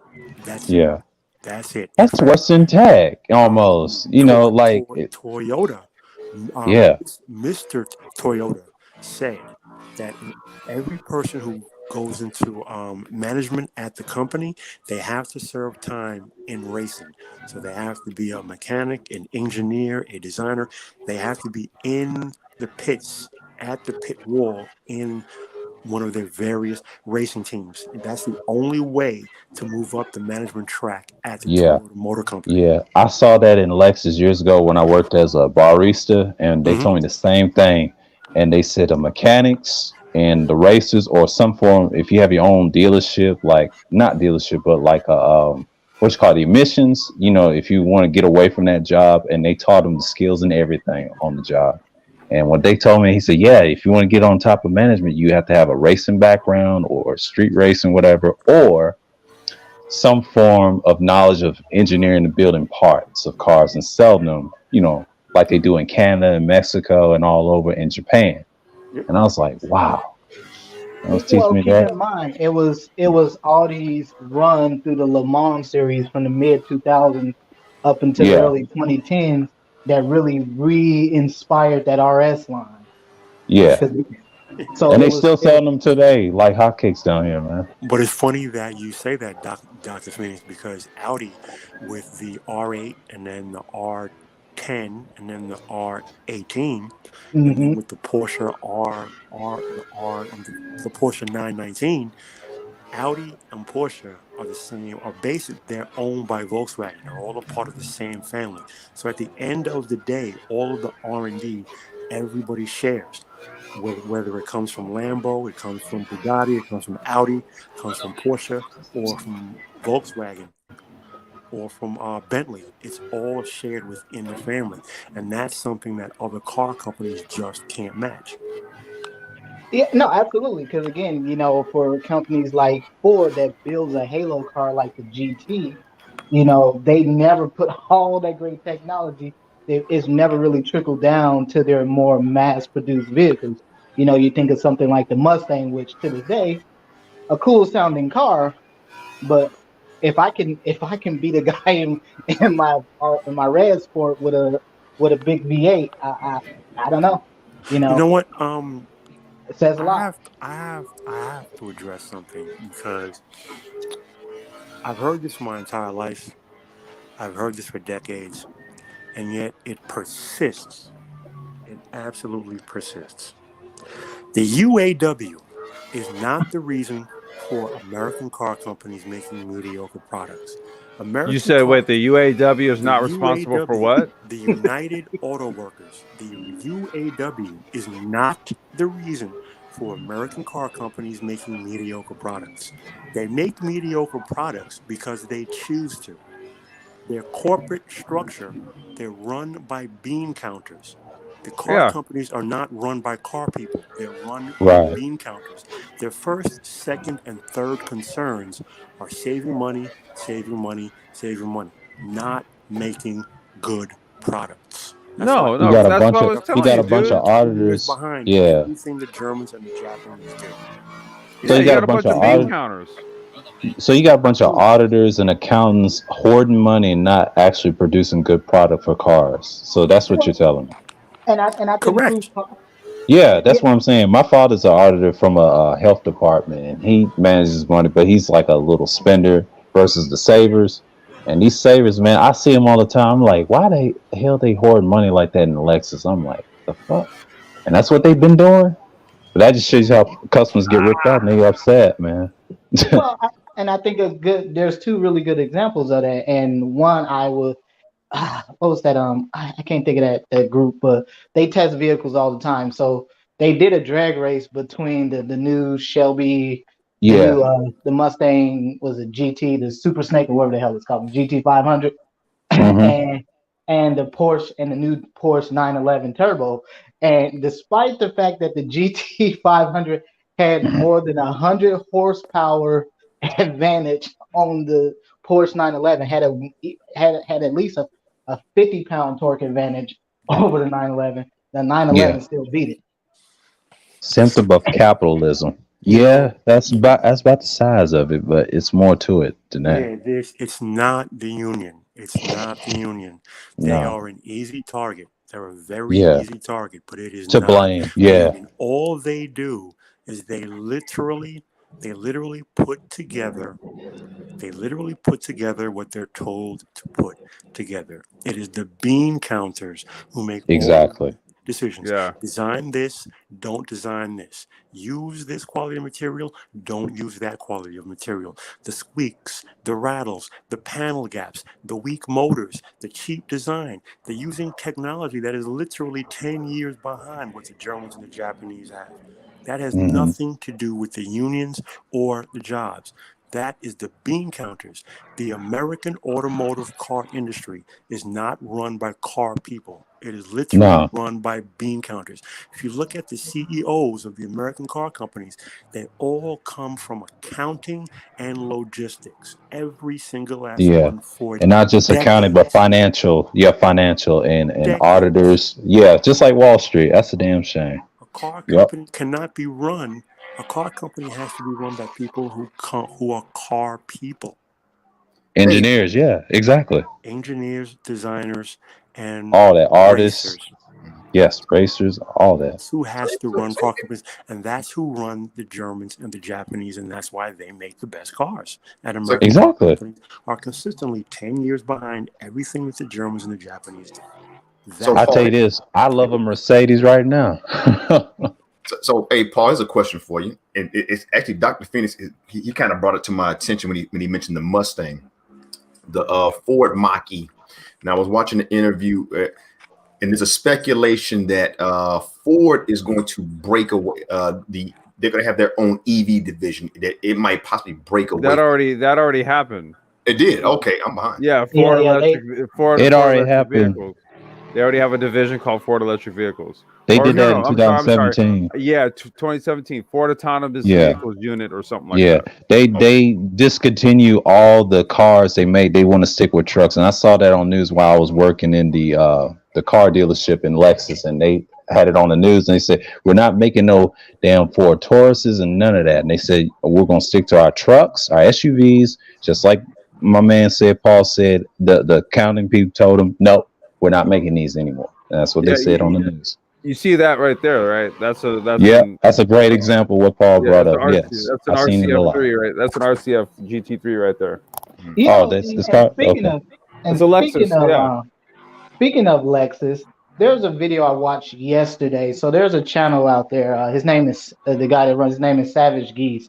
He probably did one of the best Oh yeah, excellent site, breakdowns of excellent the site. production of the Yeah. Lexus LFA that I've ever seen. Yep. And Yeah. he went through the history of the development of the car, how this car was basically a car that was like basically 10 years in development, how at one point they completely scrapped what they were doing and then picked it back up.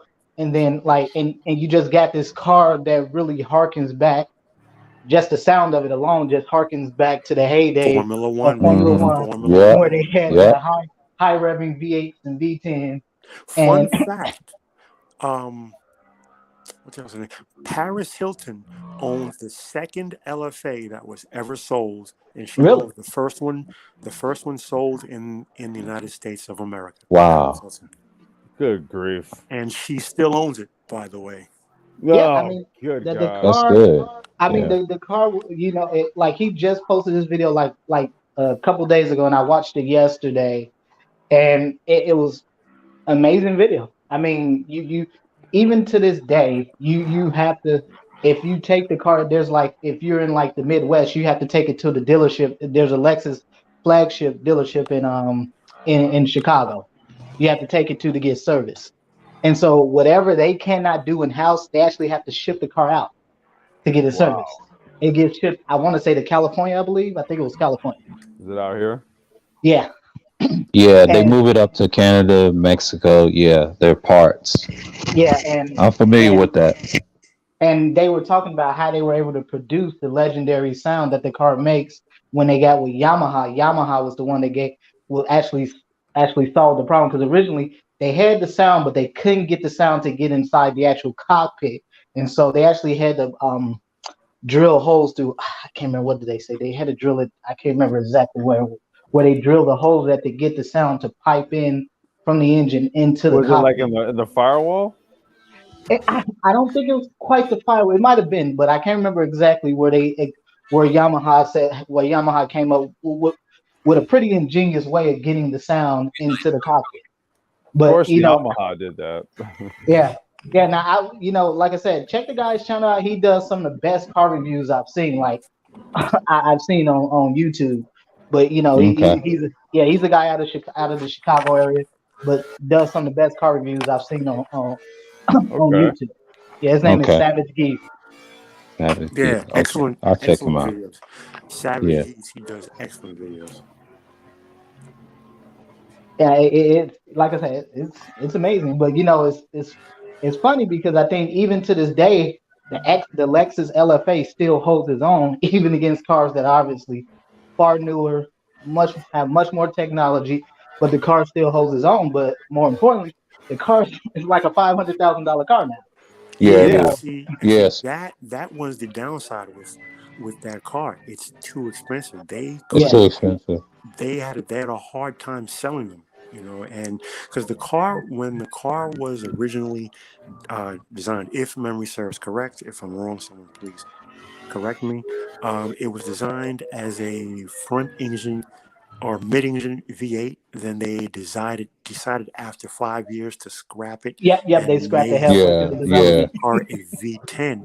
Yeah, So the development time was 10 years, and that drove up the cost. So originally they were going to sell it at 500,000. They lowered it to 450,000. hmm And correct me if I'm wrong, most or almost all of the cars actually sold at a loss, yeah. and Yeah, They they never still made had a no hard money they off time of it. did. selling it They did. Yeah. They did. because of that sky high price. hmm Yeah, they never And made some any money off of it. I Lexuses you mean, buy, they can be like 42,000 here in Georgia. They can be that expensive, and they'll drop it down 2,000 if you like insurance and all that. And I'll be looking on their things, and I'll be like, "What the hell? How you get this difference?" And then they say, "If you get it, that's how much you're gonna pay for it." And people get upset when they break down, but they're easy to fix stuff. You know. one, I think that's also been sort of the monkey on Lexus back is that they've never been able to truly differentiate themselves from Toyota as a Exactly. whole. Yeah, they got the same parts. I mean, I can't tell a difference anyway, but they're really the Well, same. it is. Well, number one, it is Toyota, and that name Lexus is only in America. If you go right across the border to Canada, they're called Mm. Toyota. Everywhere else in the Yeah, world, it's called Toyota. Toyota. The I don't know name why the hell they Chrysler call it only Lexus. exists Yeah. in America. Everywhere else in the world, including Canada, it's a Honda.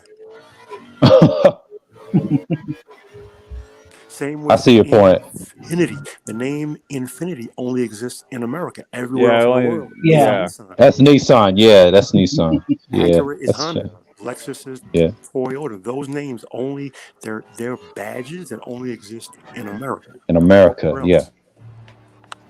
yeah, no, and those are great points, and that just kind of shows just really just how really I guess powerful the American consumer market is, but at the same time, it also shows that this is the major part of the reason why GM has never been able to compete with the Germans or the Asians. And I think another good example, which is what I was going to bring up, if you look at what Hyundai is doing with with the Genesis line and the Kia line. And they did the smart thing. They did what GM should have did from the out the gate. They pulled in all of these former German designers. So they pulled in Alex Bimmer from the Hmm. M division, and they pulled in some other. They pulled in one of the designers, one of the lead designers from Audi, And so they've been, these guys have been hard at work. So all the cars that they've been pumping out over the last year or so has been a direct result of them getting this acquiring talent from German manufacturers. So Yep. It's funny. It's so funny that you say that, because as it's so indicative of the insular nature of the American automotive industry. So there were several people within GM when the C8 first came out, and they said that there was an internal fight for years to get the car made, to use um, to make the car a mid-engine, because their belief was it's American, it has to stay American, and that means a big honking V8, hard, rough, crude handling, the way that Americans like it. No, Yeah, we don't care what the Germans are doing. We don't care how the Japanese do it. We're gonna do it the American way and no other way. And if not, well then, you know what? I don't know if I even want to work here. So now, exactly. what I just related to you came from one of the engineers on the C8 product. So that there were times where they didn't even know whether the product was even going to see the light of day. And that is indicative of the mindset of the American car manufacturers. They are bean counters, and they can't see past anything other than that. And that's why American car companies don't have true performance divisions or true performance vehicles, because as far as the bean counters are concerned, it doesn't make bean counting sense. So that's what you're fighting against. no, Yeah, no, that you and you fighting the that's a corporate industry. Yeah, and that's a great point because again, the rumors for the mid-engine, what we now know as the mid-engine C8, they've been out for at least a decade. Every time a new generation Corvette is released, all the rumors leading up to, oh, it's going to be mid-engine, it's going to be mid-engine. And again, and in fact, speaking of which, I've seen a few. There's a few of my neighbors actually have the C8s, and I remember I was at a gas station a few months ago, during the summer, and I guess a guy was test driving a red one, and he pulled up right next to me, and with the I guess the salesman in the car with him, and I saw the car for the first time in person, and it didn't look too bad in person, although you immediately get the Ferrari feeling when you see it. It's very reminiscent of a Ferrari when you see it, especially in Well, that red color with the brown, with the tan leather and all that. the Very lead Ferrari-esque. engineer said that they took a Ferrari, the 360 Modena, and they copied the 360 Modena to make the C8.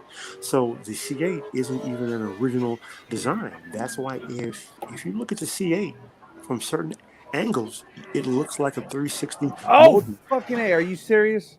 What you know Dude, what that you was know a what killer Paul? lap. Oh my god. My bad. You Go know ahead, what you Paul? guys. You know what, Paul? And when I saw it, that's exactly what came to mind. It looked exactly like a more modern version of a 360 motor. That's Yeah, exactly what it because looked like. yeah, Just more sharp lines, more mhm. angular looking. Not quite as roundish and more subtle lines, but very sharp and angular looking. Yeah, the 458 Italia was an updated version of the F430, and the F430 was basically the 360 Modena with different lights. So Yeah. from the 360 Modena to the F430 to the 458 Italia, it's basically the same car. Now the 488 looks different enough, but from the 360 to the 430 to the 458 is basically the same vehicle. So the lead engineer said they took a 360 Modena, they took it apart, and that was the basic design for the C8. And if you look at it, that's what you see, a 360 Modena. A 360 Mona with a Camaro back end. It does look like a Camaro from the back end. I kept telling Lex that, and he said, "No, no, Yep, you I are just told you hating." guys. I'm like, Looks "Dude, like a it's looks a like Camaro in the back." a hodgepodge of different cars. Yeah. Mm. Well, and that's in my opinion, like I heard the car when the guy was pulling off with it. Don't get me wrong, it sounds cool. Chevrolet always made some cool sounding V8s, but if you ask me, I think a car and you was gonna make it mid-engine deserved a better engine, if you ask me. But I mean, don't get me wrong, the car is fast. I mean, the car is fast. I mean, they've shown it. They've had it. I've seen multiple drag races of it against the C7, and it beats the C7 pretty handily. Mhm. But again, when you start, but at that price range, because we know it's not leaving off that showroom floor at 70 grand. It's more like 90 and 100 grand. Yeah. Exactly. And that's exactly what I.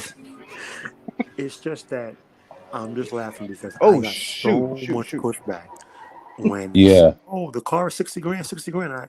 And I kept telling dudes, I'm like, "Man, listen, that car is not leaving showrooms at 60 grand. That car is Exactly. not leaving under 75 to 80. Mark my words." And what has happened? Those things are not leaving showrooms for less than 75 to 85 It's grand. just for show. It's for show. Yeah. Yeah. Well, no, you have an extreme dealer markup, and then the packages that are available for the car, you want them. Right. Right. Yeah. Hmm. You want them, and by the time you start to factor in tax and all this other stuff, you Yeah. know, that price is quickly getting into that 90,000. You're in that Oh Porsche yeah. territory now, and even Yeah. now, and another good example is the new Mustang GT 500, where Hmm. that car is regularly leaving the dealerships at 120K. So people paying Woo. 120K for a goddamn Mustang. But now That's my exactly right. question with that is this: Has Ford fixed the issue because the Mustang GT350, the GT350R, and the GT500, they were spinning rod bearings, and that was a design issue. Has Ford fixed that issue? I'm not entirely sure. I haven't. I've seen some videos where people were saying that they were already having issues with the GT 500, but I think they were more transmission related, not Oh, necessarily engine related. okay, because in 2019, that was a major issue going into the start of 2020. That was a nationwide issue. People were spinning rod bearings. Come to find out that it was a Ford bean counter design issue. They used cheap Uh-huh. quality materials for the connecting rod bearings, and the rod bearings were spinning. So Ford, here's how here's how your favorite American blue oval car company got down.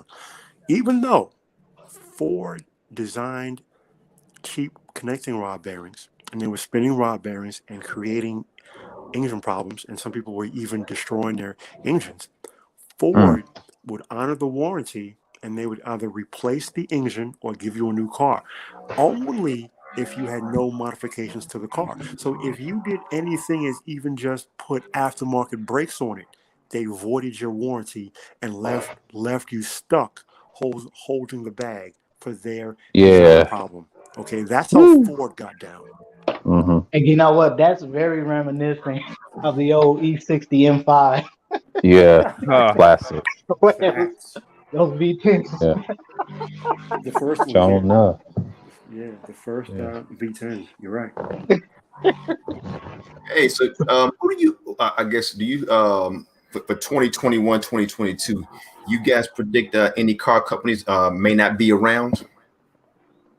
I would probably. um, I probably would say Chevrolet and a few other American cars will go, but Ford will probably be around at least I'll say about 10 to 15 years for now. But 30 years or longer, it'll be gone. It's going to be probably Japanese cars, German cars for sure, or Swedish cars. That's That's a what people are driving. Yep. bold statement. Like Volvos and Saab and all them. If you're from the South, that's what they ride That's a normally. bold statement. Regardless of how I may feel about American car companies, I can't see, I can't see in my crystal ball. I can't see GM going away anytime soon. No, me Yeah. That's a neither. bold statement. I mean, I'm just saying, like, if you're talking about automation, they wouldn't trust our cars, you know, if you think about, look at Japanese cars, for example, like you said, the racers, and they look at these video games, like, you know, those cars, what they're trying to do. If you want the fastest car, you got to have the fastest battery and engine, you know, 5G. You need something that's elusive.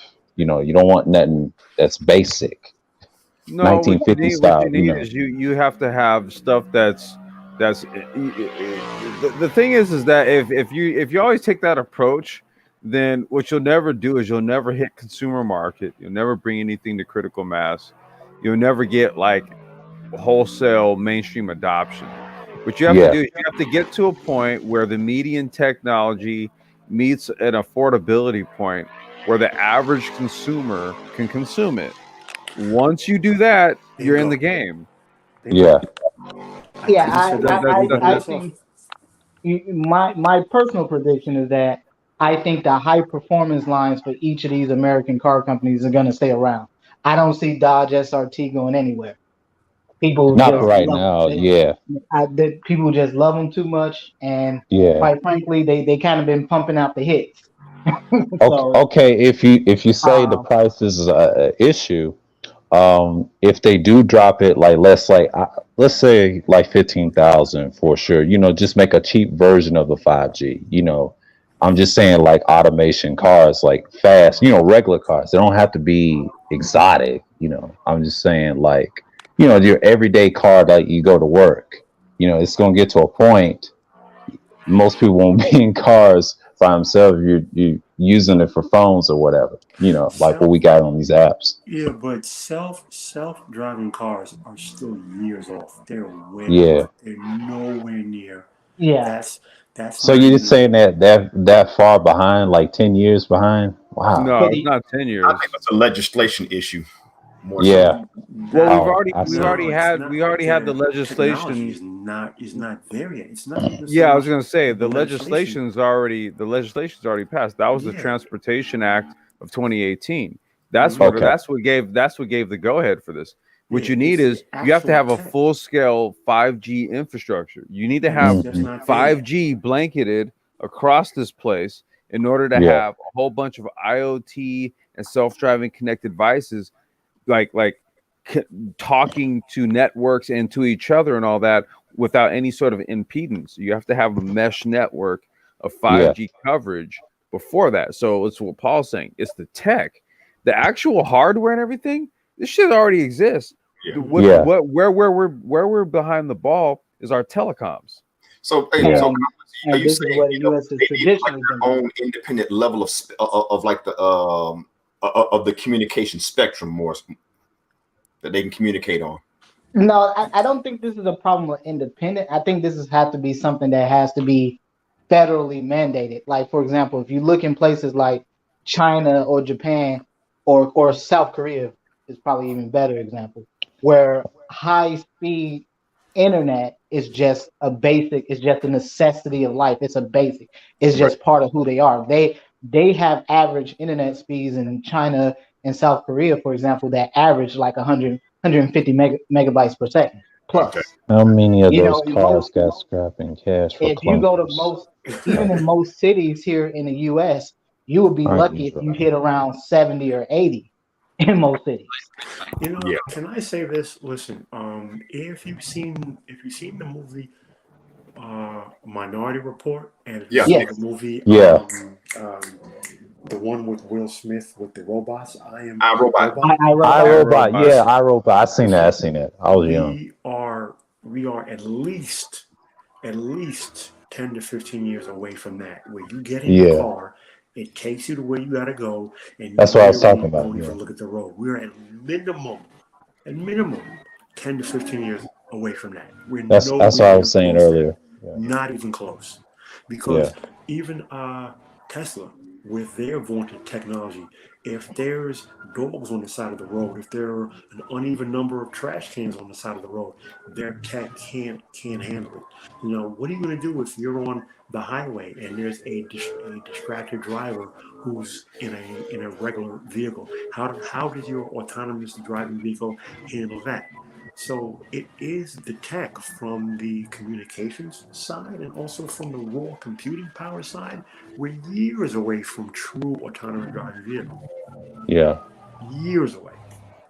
Yeah, I And would think I would think we definitely that is an issue that is really not more or less something that's met in an independent telecom basis. That's really something that has to be sort of like what we see with this virus, where you're seeing yeah. this federal effort to develop a vaccine, to push the development, to streamline it, Mm, to distribute it. It has to be something like that happen for telecoms, because right now telecoms just kind of do function independently of each other, and they're all just in these pricing wars. So they just see who can offer what appears to be the greatest value, but really is not. So that's yeah. why you can get, you can go into one part of the country, one telecom company is strong, and you go to another part of the country, it ain't so strong, and another telecom company is stronger.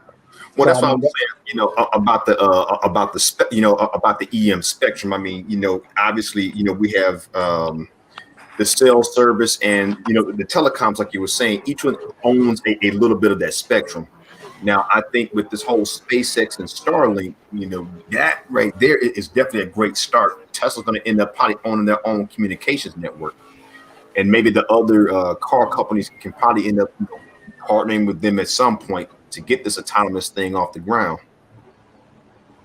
no, and I agree. I mean, when you see more independent players like Tesla, SpaceX come into the mix, and they're pushing the industry forward, that's where this is what's going to ultimately force the hand of the of government, and certainly of these other players in the telecom industry. Because again, And you know,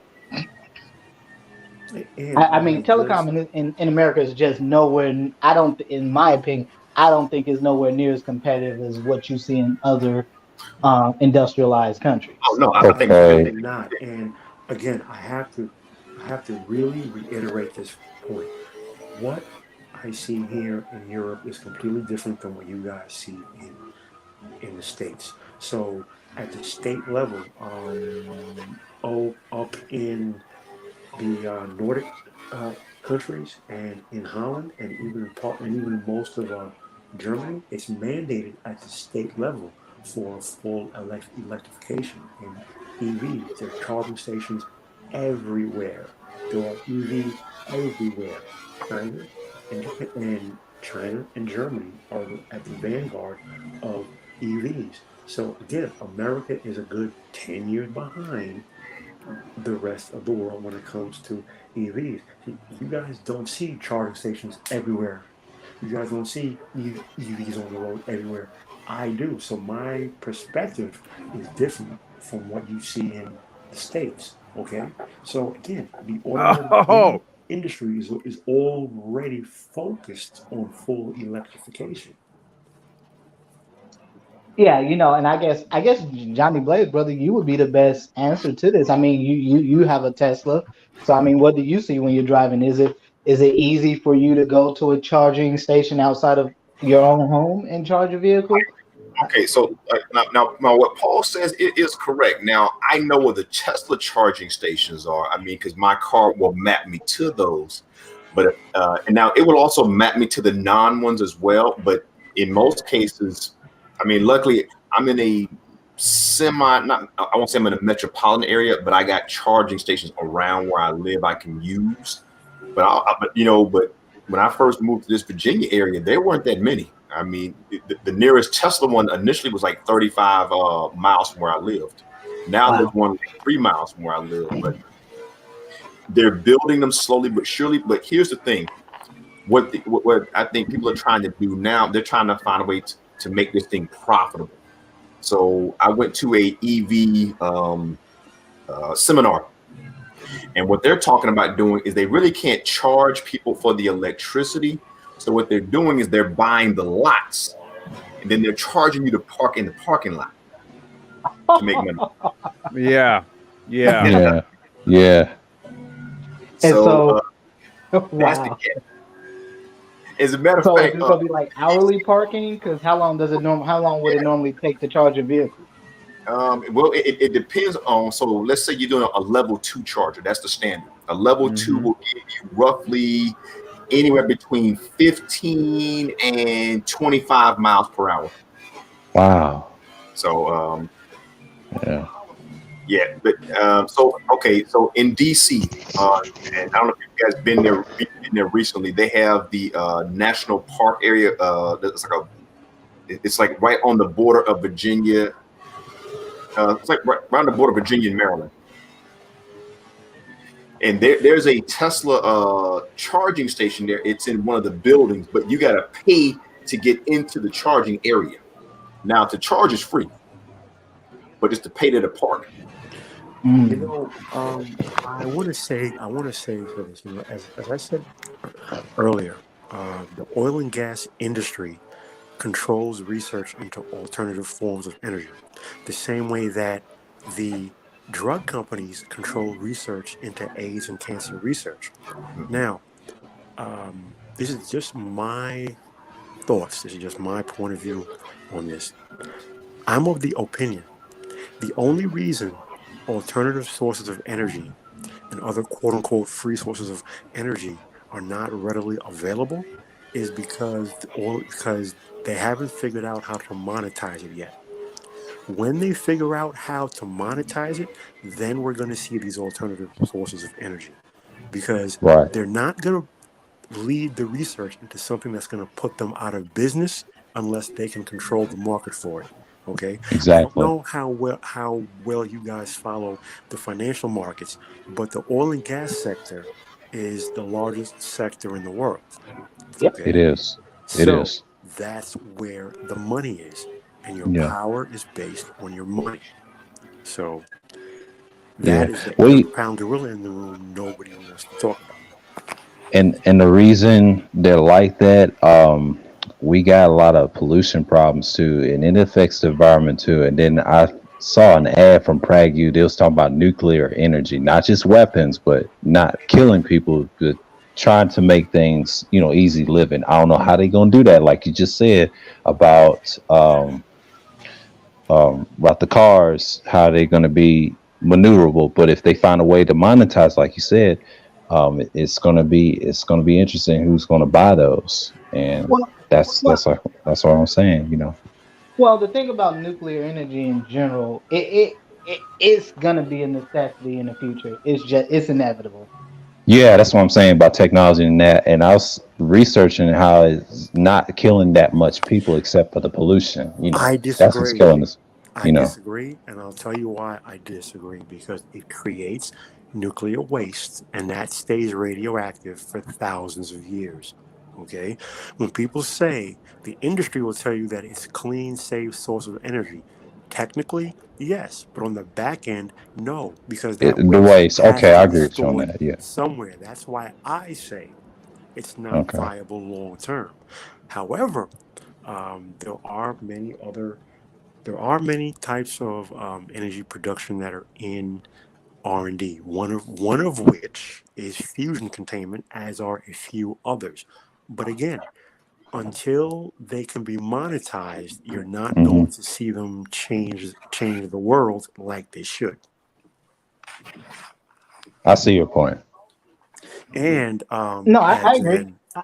Yeah, as I an agree with aside, that. Yeah, it has a con. Yeah, I agree with just that. like Germany, for instance, in 2019 at the state level, in early 2019 at the state level, the government mandated the closing of every coal mine in the country.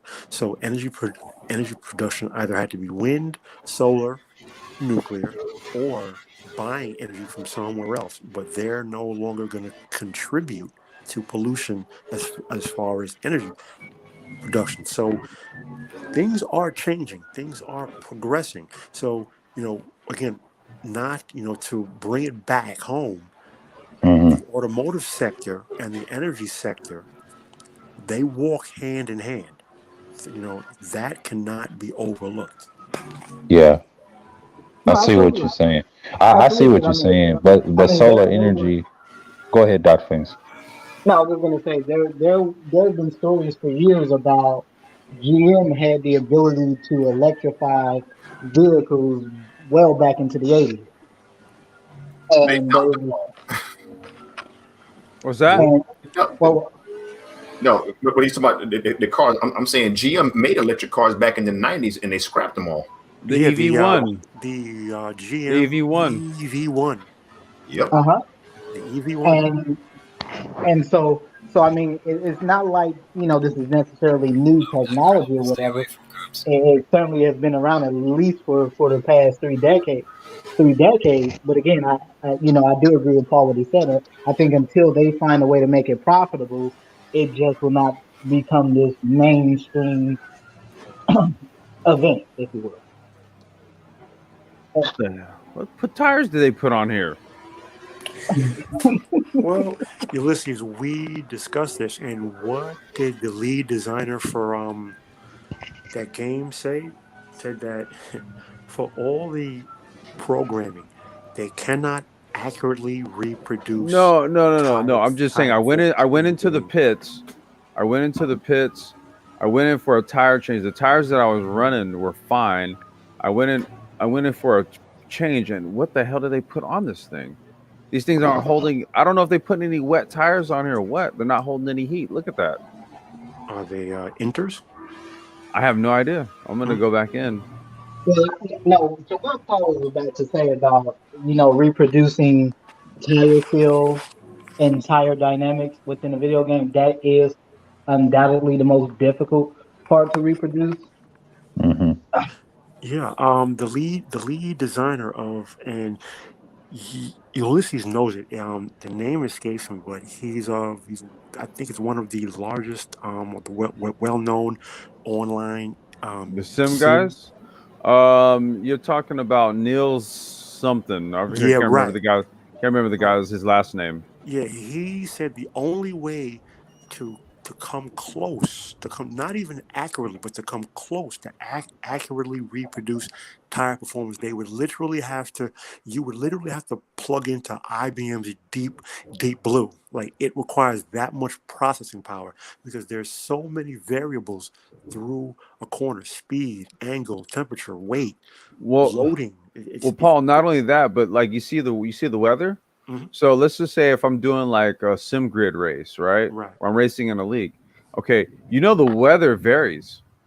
Right.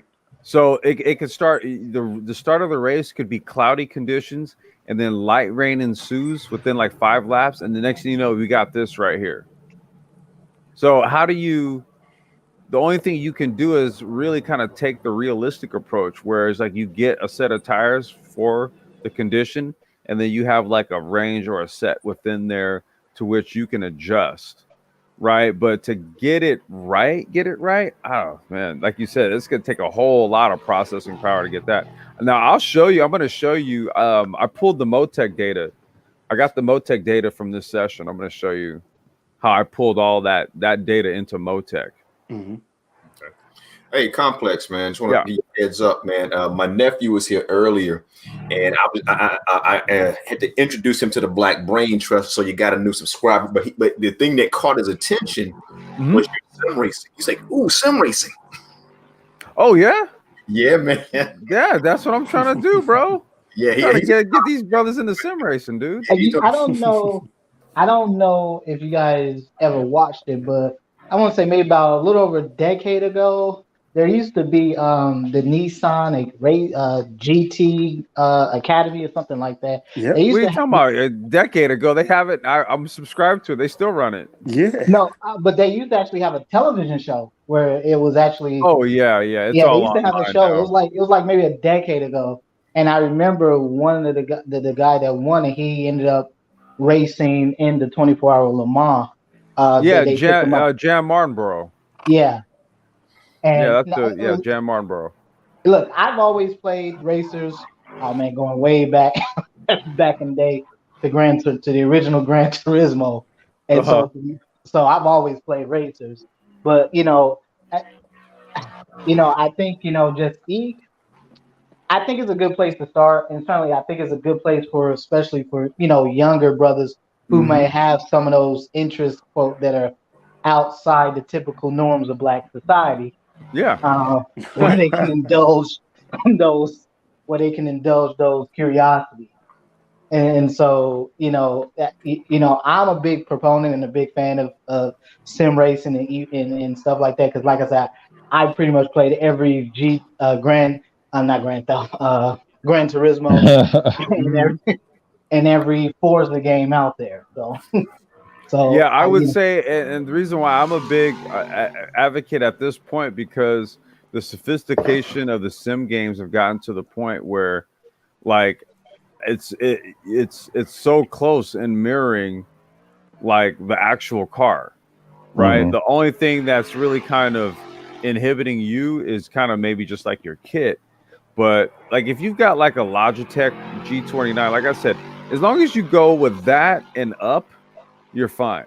So for me, I'm like, well, I don't need all the latest and greatest. Just give me something that's going to give me the right sensations, right, in terms of inputs. So if I make a change in the setup, I can feel it. Okay. Yeah, and it's Yeah. interesting because when Nissan started that academy years ago, how they did it was that they pulled the top racers from Gran Turismo. They pulled the folks who had some of the best times on the Nuremberg laps at Nuremberg. They pulled them The from Nürburgring, that. not Yep. Nuremberg. Yeah. Nürburgring. Yes. Uh-huh. I said Nuremberg. I'm so sorry, Nurburgring. No, you good. No, but yeah, they pulled them. Yeah. So they pulled them. They pulled them from. They pulled them. They pulled the racers who has the top times Mathematically modeling in Gran using in Gran conventional Turismo, and that's who they brought into their academy for their first class. using the data, applying weather conditions and frictional cohesive to anything weather conditions. That's by Engineering Cannabis. He wrote that in the chat. Oh, wait. Okay. I didn't see that. Yeah. Okay. Yeah. Oh, hit the grass. No, that was Oh. when I took it off and then I ran. I think I pulled in to switch tires and then they put a cold set on. But my personal opinion, in terms of racers, I personally think Forza is a little bit better than Gran Turismo in terms of realism. Not until you get a taste of Assetto Corsa, man. No, Gran Turismo. Yeah, that's a good one. What Gran Gran Turismo in Turismo, terms of realism? In terms of realism? It's the king, Gran Turismo. No, it's not. You're looking at the king right here. No. No, you're looking at the king right here. I played No. Gran What about Turismo. Need for You're Speed? looking What about at it Need right for here. Speed? No. Need for Speed is an arcade racer. I'm joking, bro. Oh, okay. I'm joking. Listen, Oh, I was gonna say. I well know. Now you need pole position, man. PC gaming in terms of processing power is superior to a console. I joke. Oh. I thought you were being like serious. I was like, dude, no, No, you no, gotta no. play He's ACC, man. This stuff is too real right here. I'm not a PC gamer. The PlayStation is good enough for me. Gran Turismo is good enough Same for here. me. But I will acknowledge PC gaming has more processing power. So It does. It depends on what type you get. Yeah. Fair enough. You have to have good quality, not no cheap shit. Yeah, like I said, man, you just have to have something that's good enough to power like Assetto. Doesn't take a lot to power this game. You can take an i5 to power this game. It's just that when you're going to start doing VR and streaming and all that, you want to get as good of a stream resolution as you can. I mean, I've seen some high resolution captures from this game, and it is just too real. Yeah, too realistic. Yeah, I've seen VR captures, dudes like playing this in a VR.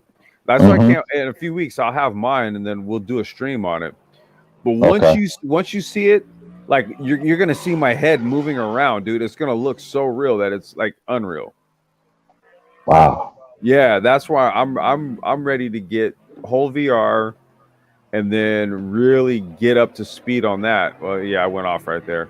I think the new games is gonna be all VR. I mean, no matter what you Well, play. I mean, most of them already are. Like if they're built on top of like Unreal Engine, for example, which is the engine Yeah. that drives this game, then that means it's pretty much already. I'll show you what I'm talking about. So Okay. I'll quit. Oh wait, I'm going to show Paul something real quick. But if it's built on top of like Unreal Engine, for example, it's already VR ready. Okay. Yeah. Let's see. I'm going to exit. So Paul, let me show you what I was talking about real quick here. Let's see here. So I will do this. Okay. And then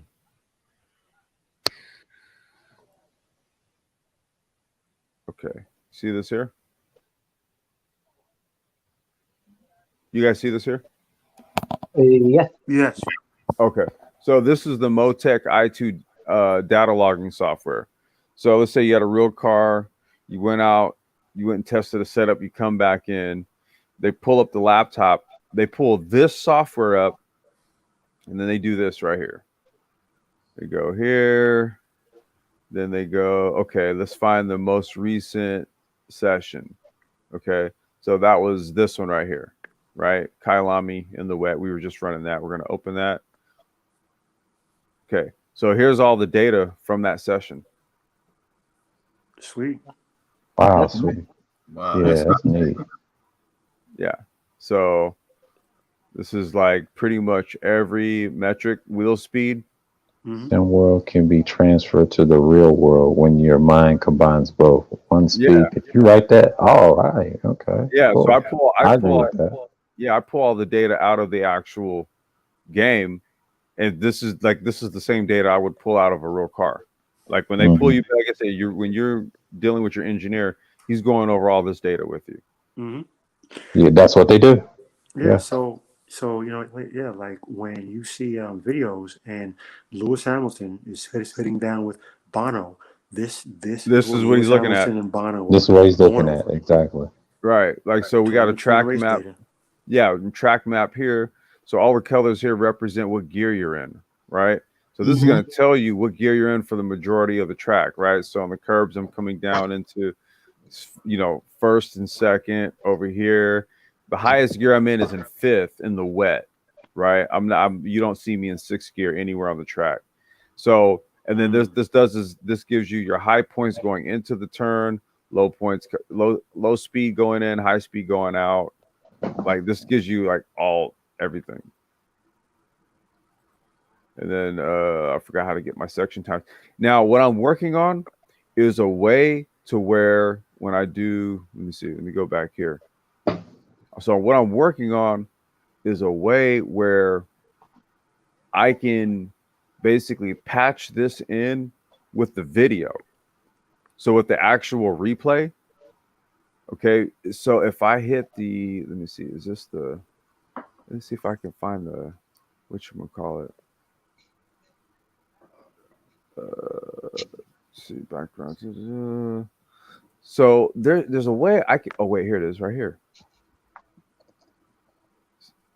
So that's me. So what I could do is sync this up with the video, right? So then I can watch the video, and then I can see what I'm doing here, and then graph it. Wait, let me see if I can. Yeah, there we go. See there? Yeah, I see.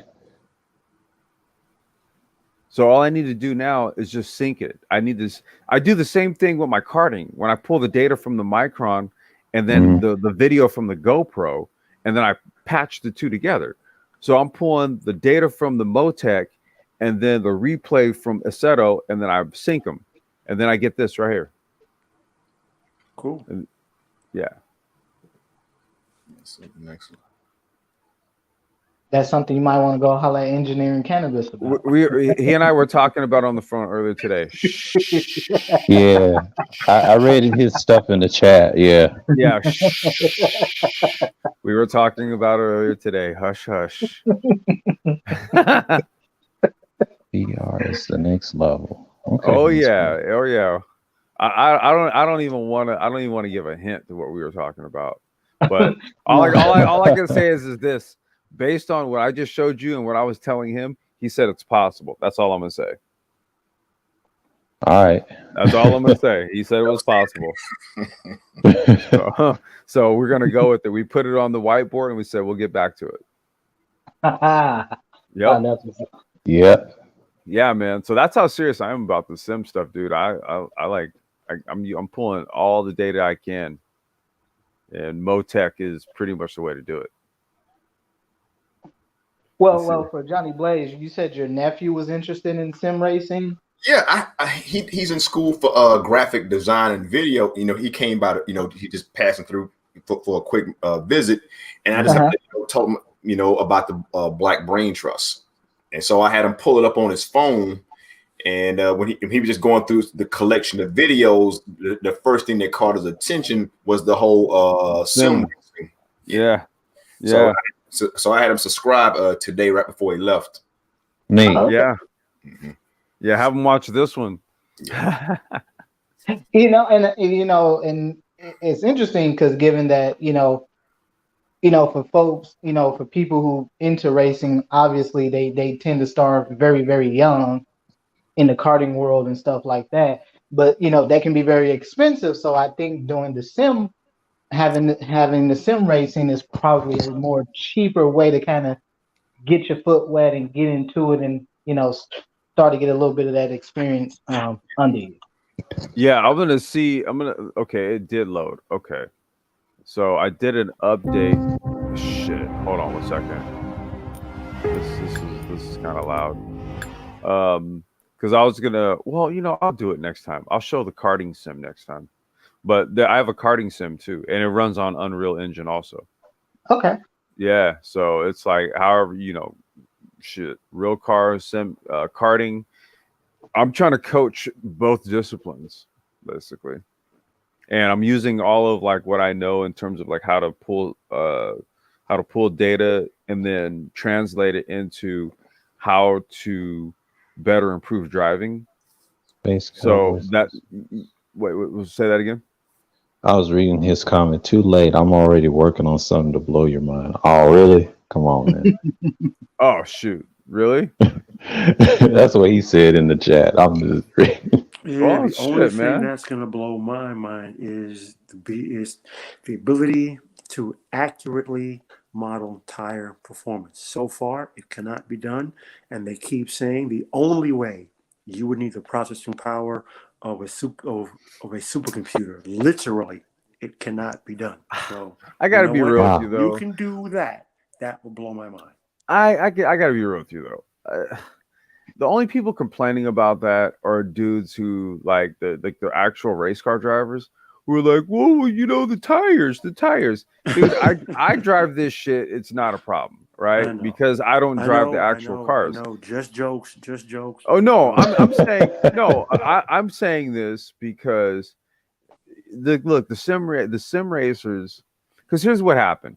When all the pro racers started doing that shit, when they had to start doing the sim stuff because the C virus hit, then what they started doing was they started shitting on the sim racing, right? Because they were getting walked. Dude. That's what was happening. Sim racers were kicking their ass. So what did they do? Well, the tires, in the real world, the tires, right? But see, the dudes that go in the sim world, they go into a real car, give them a couple sessions. Next, they're within a couple tenths of this guy. But he's over here. He's 5/10 a whole second and a half behind the sim guy, and he's like tires. So I don't want to hear that shit. I've been practicing sim long enough to know, like, I've gotten the feel, I've gotten the everything, right? And I'm kind of like, dude, look, you're sitting in a seat, you're not moving, you're never gonna get the tire thing translated because you're not moving, you're not in the car, you don't get the feel, you're not actually moving. Okay, it'll never happen. This is the reason why, Paul. Okay, so you have to adjust to the sim world. That's what you have to do. And the fact of the matter is their damn egos get hurt when they come to the sim world and they get their asses kicked. You're right. Their egos are so fragile. Yeah, you have to learn to adapt. And Yeah. that's Right. true. And that's true. And that's what it really, really See, my comes whole down to. methodology is to coach and train in such a way where you can go both ways with it, Mhm. right? Mhm. I'm this is where I'm getting into this stuff to learn it to an extent where I can come up with a coaching or a training method where what I'm telling you applies no matter whether you're in sim or in the real world. Only thing we're going to do is we're going to change variables. That's the only thing we're going to do. But the actual coaching, the technique to drive, the approach to turns, your braking zones, braking points. Like even when I was just practicing right there, I was driving in the wet. Dude, I was doing way better than what I was doing before in the wet because the first thing I realized, I was like, dude, you got to start braking way ahead. You can't go in hot on a wet track like you do when the track is dry.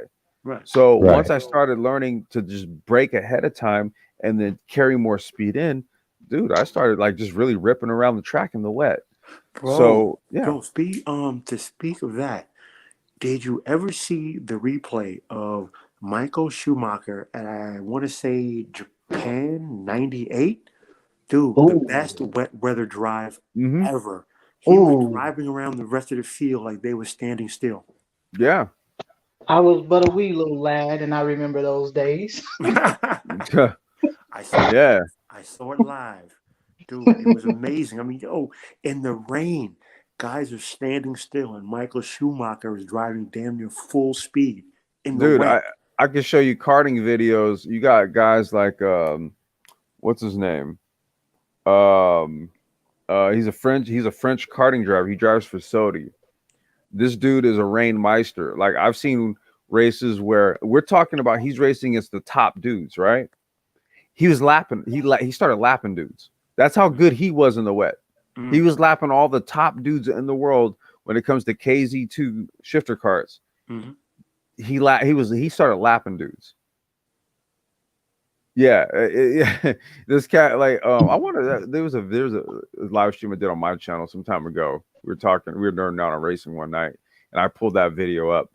But yeah, like even in karting, it's the same thing, dude. It's like it's a whole different mindset and discipline when you're driving in the wet. And it's you drive the cart like backwards almost. You drive it the opposite way you typically drive it. Hmm. Yeah. But we're coming up on 2.5, man. I'm gonna go get some dinner here. It's 8:30, man. So I gotta go Okay. get some Alrighty. grub. Y'all got any Yeah. last words here, man? No, I Well, don't really have much to add. Again, as always, thanks for having appreciate me, you, brother. though. Oh yeah. Good to be on the panel with Paul again, as Yes, always. sir. Appreciate you, Paul, with your input. You know. Pleasure, gentlemen. Yeah, man. Yeah. And Johnny Blades, man. I hope your nephew checks this video out. Check some of the other sim racing vids out. If he's got questions, Mhm. have him come through, man. Oh, I'm trying, man. Yep. Yeah. I'll have answer him- any have him questions Yeah, come you through. got. I want to listen to MOT. He's interviewing Village Arsonist right now, the Okay. conservative. Yeah. Let me Yeah, shut I'm it gonna down check so you him. guys can head all over to MOTs. I'm gonna go grab some dinner. And yeah. Oh, one What's last up? thing. So I'm not sure, but I think for anyone who's an enthusiast in the United States, I want to say 2021, the R34 Skyline becomes road legal in the Oh States in yeah, it does. 2021, That's right. It Oh, does. really? as does Yep. Oh, the really? Yeah. F15 Okay. Sylvia. Yep. Uh-oh. Yep, they become road legal now. There's a video I saw of there's some warehouse. Okay, I almost said something. I don't want to say it, but there's a where. Well, no, but I was going to say that so the rumor is that it's owned by the Yakuza, but there is a warehouse in Japan, right? And in this warehouse, I've seen it. There's just nothing but a bunch of skylines in it of all generations. That are wrapped in plastic, ready to be sold for what Paul just said. Mm. Dude, I have never been to Japan yet, but you can go, like there are used car dealers, dude, where they'll have literally like 100 Skylines that you can just go and Mhm. rent. 100 just sitting there. Yeah, they're all just You sitting there. go Like they didn't just sell them. They didn't just sell them on the market. Dude, Japanese never do that, man. They hoard their stuff. Yeah, That's what they do. That's what they do. I mean, I- pristine condition, not junkers. Pristine condition. All their economy stuff, they say take it, and then all their pristine stuff, they say give me a lot of money for it. Well, just as a quick set aside, I've never been to Japan as well, but when I lived in Australia, they were all over the place. Yes, sir. Yeah. That was gonna say they're also all over Australia. Yeah. Yeah, they were. I mean, they were a dime a dozen in Australia. That was the one place to get them from if you couldn't get them from Japan, was to get them from Australia. Yeah. Oh, and supposedly, I'm not saying anything, but if one were to, I don't know, have family who lives in Canada, one could go up to visit their family in Canada, purchase a road legal Skyline in Canada, and insure it, and just drive it back across the border into the States. Okay. All I need to do is just find Wow. a family member in Canada. Okay. That's it. Yeah, just go find one, and then we'll do that. Yeah. You didn't hear me say that, but supposedly, allegedly, you could- Allegedly, I have a family member in Canada. Right. Yeah. All right. Hey man, my little one there. Yeah, I'm gonna get going, man. I appreciate you guys coming through. Yep. Hit the like button on the way out if you feel so inclined to do so. Yep. All right. Happy New Year to everyone. Gentlemen, Happy New Year, y'all. Same here. Happy New All right, Year. y'all. we live in a twilight world, and there are no friends at dusk. That's right.